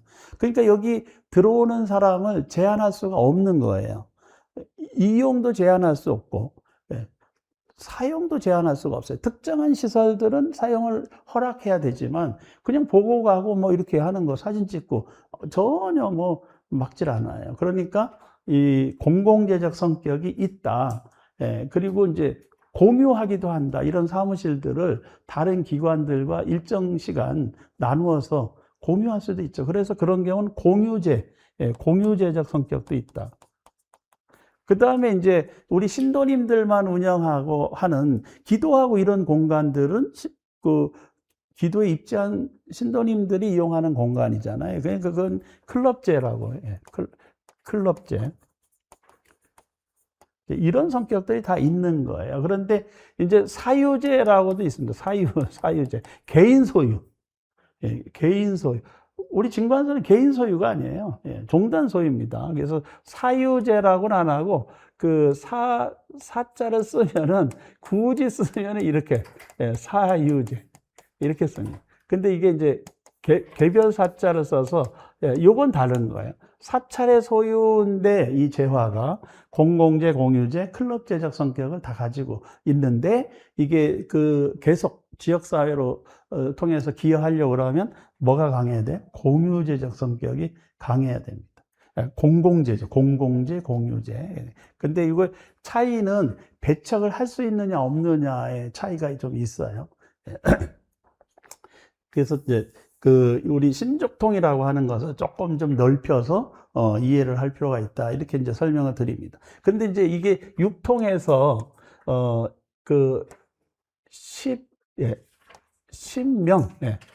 신명인데 요 신명은 정확히는 10종 지명입니다. 10종. 10가지 종류의 누가 대승보살이 갖춰야 될 지혜. 십정지명. 근데 지혜로운, 이것도 지혜고 이것도 지혜인데, 여기 지명이라고 써 있어요. 지명. 그래서 지혜를 반복해서 쓰는데, 밝은 지혜. 지혜의 밝음. 이렇게 직역하면 그래. 지혜, 10가지 지혜의 밝음. 그런데 밝은 지혜. 이렇게 해도 되고, 누가 이걸 갖춰야 되느냐? 그 대승보살. 대승보살이 이 갖춰야 될 10가지 밝은 지혜. 를 얘기를 하는데, 그게 이제 우리 자료에 쓰여 있습니다. 근데 앞에서 삼명육통을 설명한 이유가 그 내용이 여기 다 있기 때문에 미리 설명을 드리고 갑니다. 그 79페이지에 보면은 그 십종명, 십종지명에 보면 제1 선지 타심지명이라고 있어요. 선지. 제가 아는 스님 중에 스님 본명이 선지 스님이 계시거든요. 아, 이 스님 본명 화엄경에서 졌구나. 제가 이제 알게 됐어요. 근데 선지, 선은 잘 안다, 이 말이에요. 잘 아는데, 뭐에 대해서? 다른 사람의 마음에 대해서 잘 아는 밝은 지혜, 이거예요. 그러니까, 그래서 이게 앞에, 그, 타심통하고 같다. 타심통. 그래서 이게 다른 사람의 마음을 잘 아는 지혜인데, 그 마음에 어떤 걸 아냐.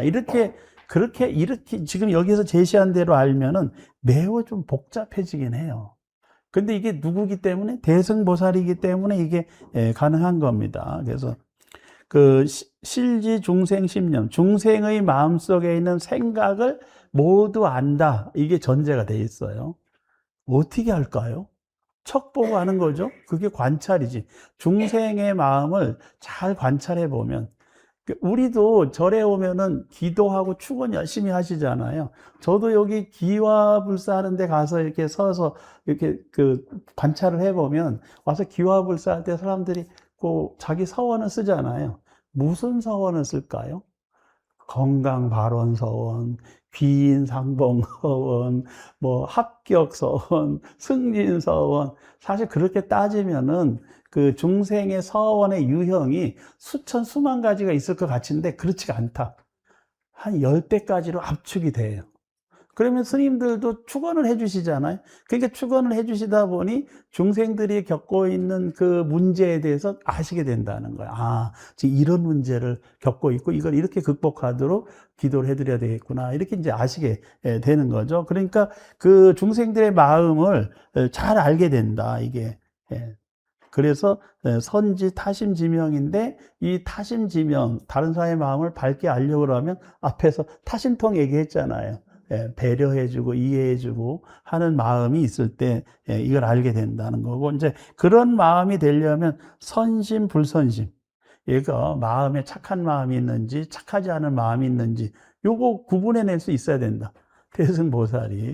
그러니까 이 사람이 지금 사기꾼인지 아닌지 알아야 된다는 거예요. 그 사기꾼인지 아닌지를 알려고 그러면 욕심이 끼어 있는지 아닌지를 구분하면 되잖아요. 그 다음에 이제 그 무기심이라고 하는 게, 무기심. 요거는 그 기록되지 않는 마음이에요. 그러니까 아까 선악, 무기, 그겁니다. 무기라고 하는 건 기록되지 않으니까 선이나 악이 아닌 마음도 있다. 그 우리가 일상의 마음은 선도 아니고 악도 아닌 게 97%나 됩니다. 선악을 구분할 필요가 없는 게 너무 많은 거예요. 보통 우리는 그렇게 살아갑니다. 그 다음에 이제 광심, 넓은 마음, 협심, 좁은 마음. 이게 저도 막 어디 가서 마음 넓은 척 하면 우주를 다 품는데, 또 어떤 경우는 제가 남의 대리석 식탁 옮기면서 그 마음이 좁아지니까 송곳꽂이 땅 요만큼도 안 들어가더라고. 그렇게 내 마음이 좁아졌다라고 하는 걸 순간 느끼는 거예요. 왜? 화가 나니까. 내가 이 짓을 해야 되나? 그러니까 그게, 저도 평소에는 마음이 넓은 편입니다.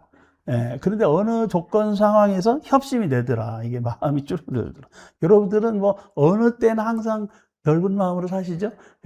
저는 그래서 어느 분이 저한테 쫌생이 같다 이렇게 비난하시더라고요. 그 다음에 악심, 악심. 그래서 아까 선심 반대 악심, 승심. 이거는 수승한 마음, 수승한 마음. 그리고 거기 순생사심, 예, 순생사심. 그 생사에 순응하는 마음, 예, 생사에 순응하는 마음. 근데 그거, 우리는 생사를 극복하려고 하죠. 근데 이거 생사에 순응하는 마음, 예, 다른 말로 얘기하면, 윤회하는 마음에, 윤회에 그냥 휩쓸려서 살아가는 것, 윤회심이라고도 할 수 있어요, 이게. 그리고 이제 배생사심, 생사를 배신하는 마음이에요. 생사에 등을 돌리는, 그러니까 생사를 부정하는 거죠. 윤회를 부정하는 마음. 그러니까 윤회를 긍정하는 마음, 윤회를 부정하는 마음도 있다. 근데 이제 그 윤회를 긍정한다, 부정한다, 이게 뭐가 윤회하느냐, 이거 좀 살펴볼 필요가 있어요. 예.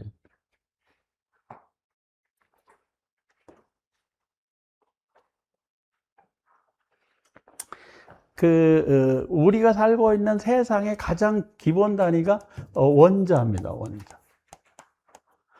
원자들이 모여서 뭐를 이루어요? 분자를 이룹니다. 분자. 그래서 물 분자. 이게 원자는 H 또는 O 이런 건데 분자는 H2O. 이건 물 분자잖아요. 그러니까 분자는 원자들이 이렇게 저렇게 결합이 된 거예요. 그 다음에 그 분자가 모여서 뭐를 이룹니까? 분자들이 이렇게 모이면 셀이라고 세포를 이루어요. 세포. 네, 세포를 이룹니다. 그 세포들이 모여서 뭐를 만들어요? 기관을 만들어요. 기관. 그러니까 우리 몸에는 9억 개가 넘는 세포들이 모여 있다는 거예요. 수많은 세포들이 모여 있는데 그 세포들이 이렇게 저렇게 결합이 돼 가지고 뭐를 만든다? 기관을 만든다. 기관이 호흡기, 호흡계통, 호흡하는 기관도 있고, 예, 그다음에 신경계통도 있죠. 신경, 림프 이런 신경계통의 기관도 있고 이런 기관들이 만들어져요. 그 기관들이 만들어져서 모여가지고 뭐를 만듭니까? 개체를 만든다. 개체. 그 개체가 인간이 되는 거예요. 그 인간 중에 누가 있어요? 그 개체 인간 중에 거기에 비로소 나가 있는 거예요. 나. 그러니까 나는 수많은 원자, 분자, 세포들이 모이고 기관을 이루어서 나라는 개체가 형성이 됐다. 근데 그 나라는 개체가 모여서 뭐를 이루어요? 사회를 이룬다. 사회. 예, 사회. 그 사회가 이제 모여가지고 지구촌이 되고, 지구촌. 예. 그 다음에 그 지구촌은 또 어디에? 태양계에 있어요. 태양계. 이 태양계가 우리 은하의 기본 단위입니다. 은하의 기본 단위가 태양이에요. 근데 그 태양계가 모여가지고 뭐가 된다? 은하가 된다. 은하가 은하단, 은하군, 은하단이 있어요. 그리고 초은하단까지 있습니다. 그게 이제 모여서 우주로, 소우주, 대우주로, 우주로 확장이 되는 거예요. 이게. 그래서 이쪽으로 가면은 극미의 세계가 되고, 극미.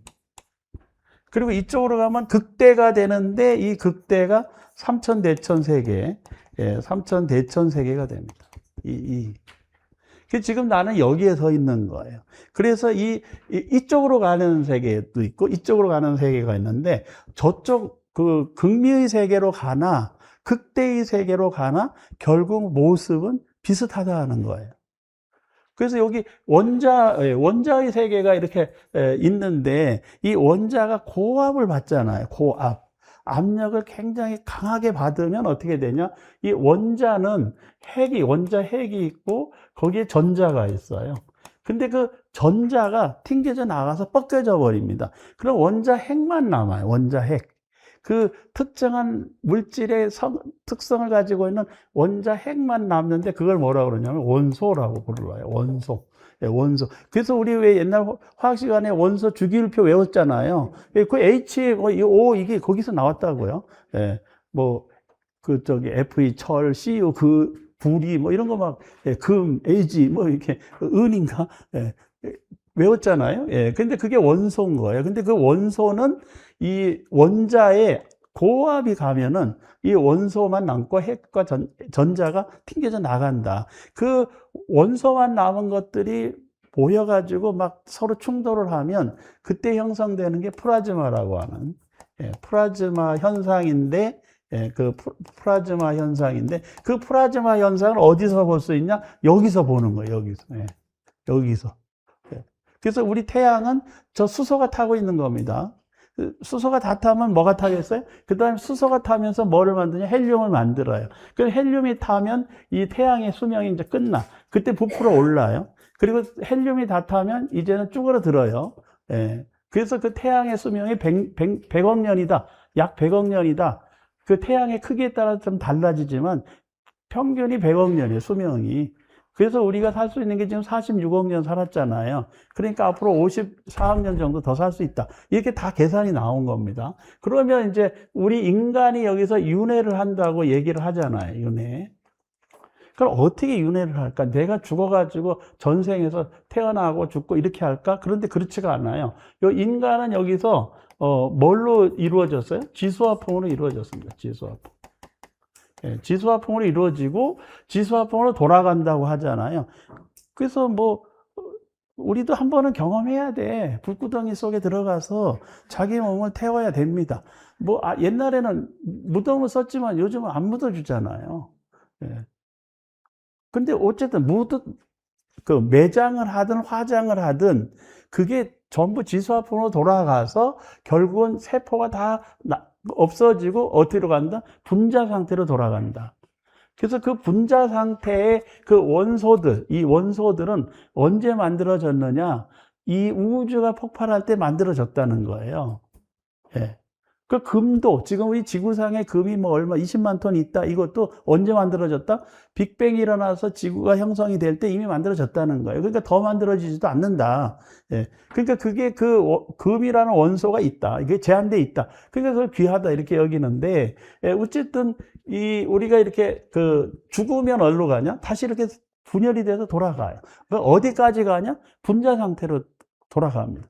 여기 물이 됐다? 여기 물 분자로 가는 거잖아요. 근데 그 물 분자로 갔다가 어떤 조건이 되면 어떻게 된다? 다시 원자 상태로 돌아가고, 특별한 경우에는 뭐가 된다? 원소가 된다는 거예요. 그런데 그 원자들, 분자들은 이 공기 속에 있다가 어떻게 사람들이 호흡하고 생활할 때 음식을 통해 가지고 전부 다시 그 누구 인간 속에 들어간다는 거죠. 이 원소들이. 그러니까 내가 사용한 이 분자들, 원자들은 없어진다, 안 없어진다? 안 없어진다는 거예요. 그러니까 이게 여기로 들어갔다가 절로 나갔다. 그러니까 그 윤회를 한다라고 얘기하면 뭐가 윤회한다? 예, 원자가 윤회한다, 원자. 예. 원자가 분자로 결합이 돼서 가기 때문에 윤회하는 주체를 과학적으로 꼭 얘기해라. 그러면 여기 갔다 저기 갔다 하는 건 뭐가 한다? 원자가 한다는 거예요. 근데 그 원자가 여기 원소가 돼서 왕창 성질이 바뀔 때도 있다. 예, 그런데 이렇게 분자 상태로 해서 결합이 되면 뭐 여러 가지 기관들을 형성한다는 거예요. 그래서 생명은 어디서부터 생명일까요, 이게? 생명은 여기서부터 시작이 됩니다. 세포. 그러니까 우리들의 세포가 9억 개가 넘은 내 몸에 몇 개의 생명이 있어요? 9억 개가 넘는 생명이 있는 거예요. 근데 그 9억 개가 넘는 생명들이 여기서 생명이라고 하는데 살아있긴 한데 인식이 있을까요? 이게 생명의 출발이에요. 세포가. 근데 인지가 일어나는 거예요. 인지가 일어나는 건 어디서부터냐? 기관이 형성되면서부터예요. 기관. 청각 기관 있잖아요. 예, 시각 기관이 있어요. 그래서 육근이 여기서 형성이 되죠. 그 육근으로 인지가 형성이 되고 그것을 종합하면 인간이 되는 거예요. 그러니까 거기서 이런 인지나 이런 것들은 이 기관이 형성된 뒤에 나타나는 거죠. 예, 그러니까 여기서 윤회하지는 않는다. 그러나 영향을 미친다는 거예요. 그래서 이쪽에 가면 세포에서 여기에 DNA라고 하는 게 여기에 있습니다. 우리들이 삶의 정보, 생명에 대한 정보는 어디에 들어있다? 여기에 들어있다 하는 거예요. 예. 그런데 그게 별로 그렇게 복잡하지 않다. 따지고 보면. 근데 그게 조합이 어떻게 일어나느냐에 따라 달라진다라는 거죠. 그래서 지금 우리가 지혜를 갖고 있다라고 하는 건 이제 이쪽으로도 잘 알아야 된다. 그러니까 자꾸 윤회 하는데 윤회하기도 하고 하지 않기도 하는 거예요. 하기도 한다라는 건 원자나 요 분자 상태에서 돌고 돈다. 그건 뭐 윤회한다고 볼 수가 있는 거예요. 그러나 인식이나 지능이나 이런 것은 DNA를 통해서 전해지는 게 있긴 해요. 이건 부모님으로부터 받는 거잖아요. 예, 근데 그 의식이나 인식 이런 게 윤회할 수는 없다는 거예요. 왜? 소멸돼 버리니까. 그래서 그 윤회라고 하는 것을 부처님께서 말씀하신 윤회는 연기적 윤회다라고, 연기적 윤회, 연기. 예. 그 연기적 윤회라고 하는 건 조건이 주어진 상황에서 형성이 됐다 사라진다는 거예요. 여기 물 분자 H2O라고 하는 것도 수소하고 산소가 잘 결합이 됐다는 겁니다. 그 우리 몸을 이루는, 여기 인간의 개체에서, 기관이나 이 개체에서 우리 몸을 이루는 것의 가장 중요한 요소는 뭐겠어요? 물도 중요하지만 탄소입니다. C, 탄소. 예, 탄소가 우리를 이루는 굉장히 중요한 요소입니다. 예, 그 탄소가 개체를 만들어내는 아주, 거기에 물이 거의 60 몇 프로를 차지하고 있어요, 우리 몸에. 근데 그 탄소가 있어서 거기에 뼈도 생기고 막 이렇게, 예, 만들어지는 거거든요. 예, 그래서 그러한 요소들의 윤회는 가능하지만 업식의 윤회 이런 것은 어디서 온다? DNA 속에서 온다는 거예요. 그러니까 이건 부모로부터 물려받은 게 있다. 그걸 윤회라고 하면 아주 큰 윤회지. 큰 윤회지만 그게 내가 거꾸로 갈 수는 없어요. 이게 DNA가. DNA를 받고 나면 미래로 가지 과거로 돌아갈 수가 없다. 그러니까 그 윤회의 현상도 달라진다는 거예요. 그리고 온자리 또 가진 않아요. 예, 그것은 지구가 태양을 도는데, 지구가 태양을 도는데, 예, 온자리 또 가고 온자리 또 갈까요? 아니에요. 이미 누가 움직였어요? 태양이 움직였어. 그 지구도 다른 자리로 가는 거죠. 이렇게. 예, 그래서 그 윤회도 마찬가지다. 그래서 윤회를 연기적 윤회로 좀 이해를 하고, 그리고 거기에 요 태양의 이 현상도 결국 어디서? 여기 원자에서 원소가 되는 플라즈마 상태. 이걸 이해해야 이게 우주로 나아간다는 거예요. 이게. 그리고 여기에 과학적 지식과 기술로 이미 이 원리들을 다 알고 있다는 겁니다. 그러니까 이제 우리 부처님 가르침을 재해석할 필요가 있다. 이 얘기를 말씀드리는 겁니다. 그 이제 두 번째는 그 무의 천안지명인데, 걸림이 없는 천안의 밝은 지혜, 이거예요. 근데 그게 밑에 보면은 4번에 시민미래 제겁무의 지명이 있어요. 시민미래.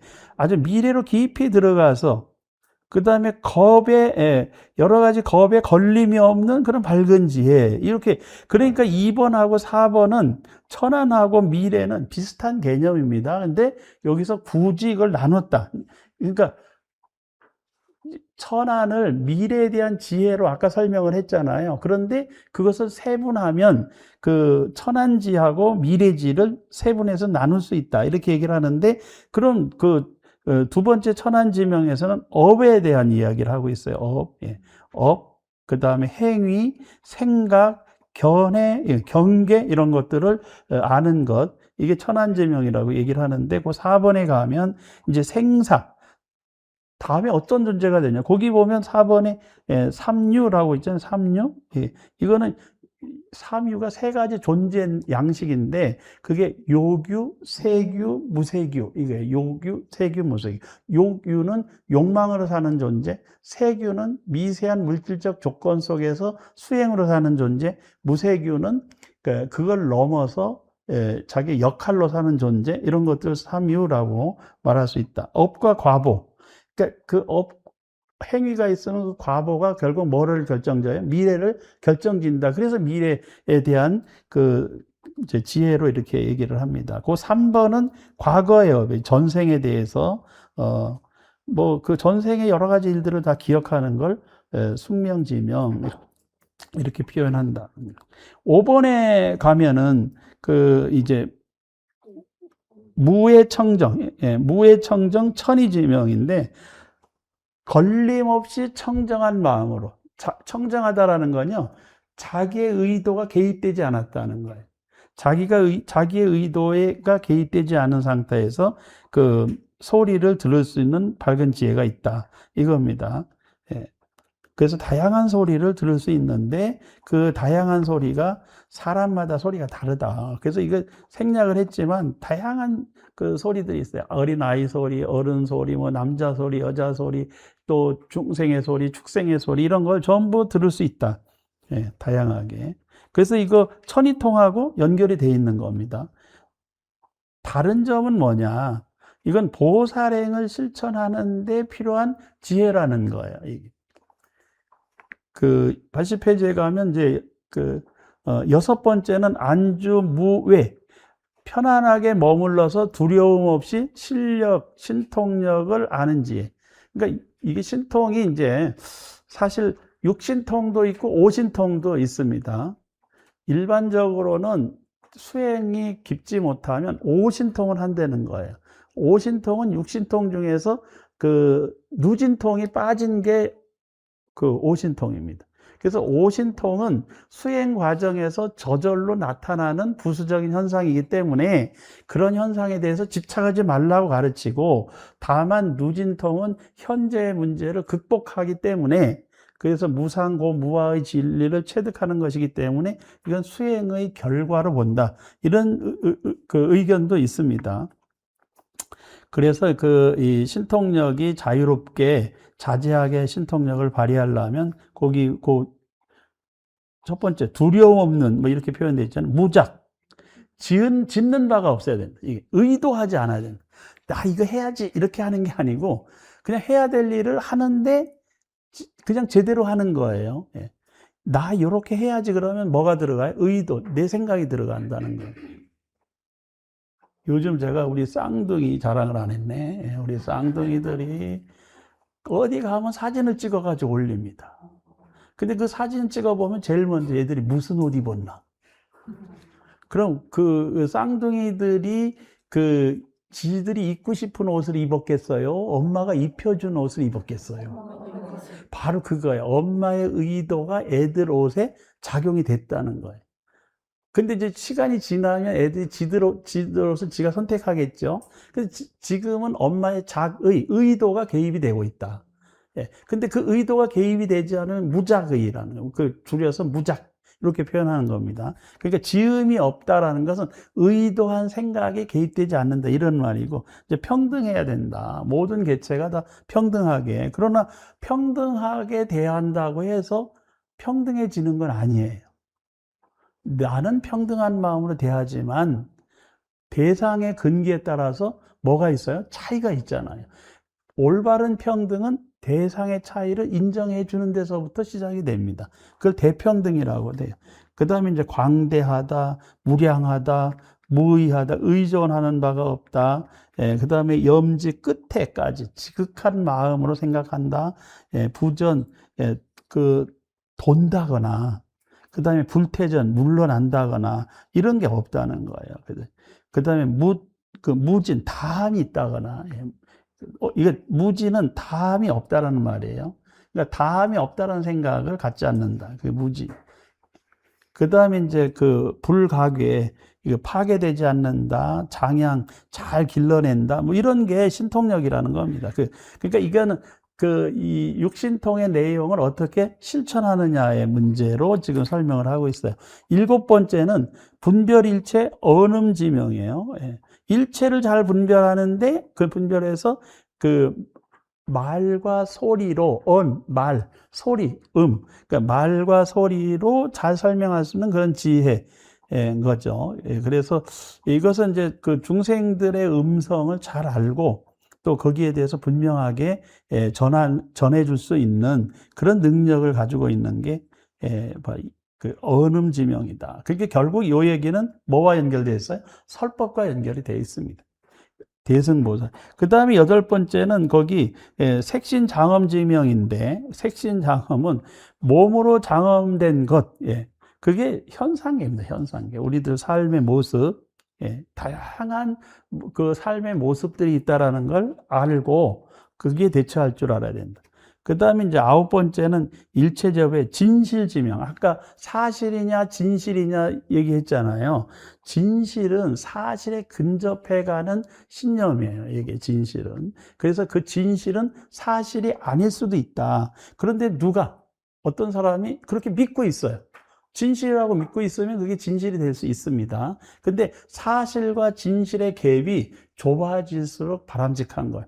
이게 넓어지면 사실 따로 진실 따로 갈 수 있거든요.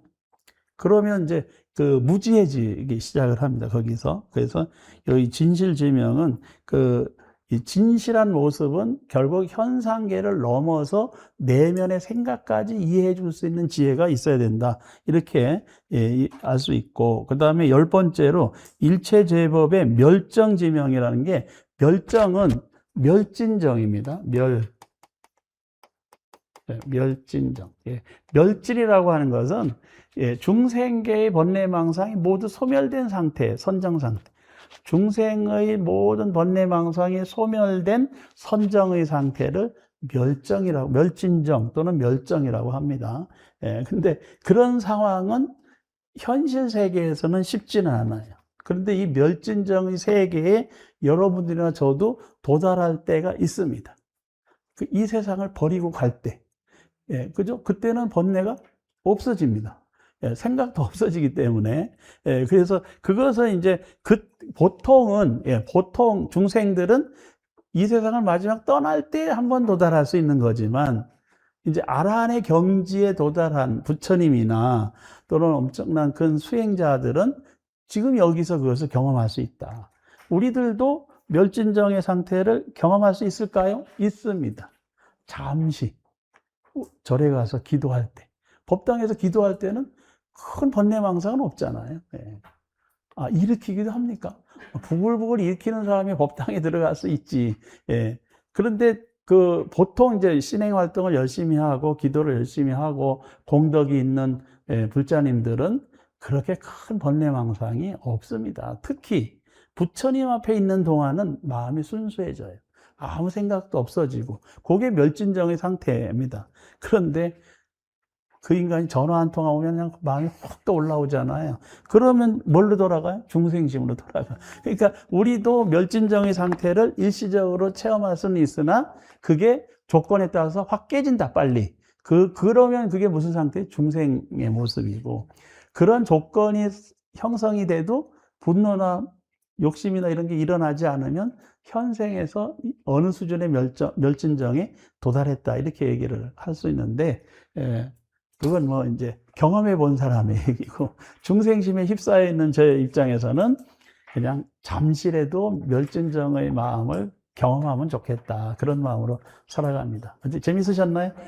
자, 9월 1일부터 이제 뒷부분은 굉장히 다이내믹하고 또 재미있는 부분들이 있습니다. 화엄경 뒷부분을 또 요약 자료도 만들어 드리고, 또 책도 그때는 좀 갖고 오셔가지고 함께 공부를 하고 그렇게 하겠습니다. 자, 고생 많으셨습니다. 마치겠습니다. 수고하셨습니다.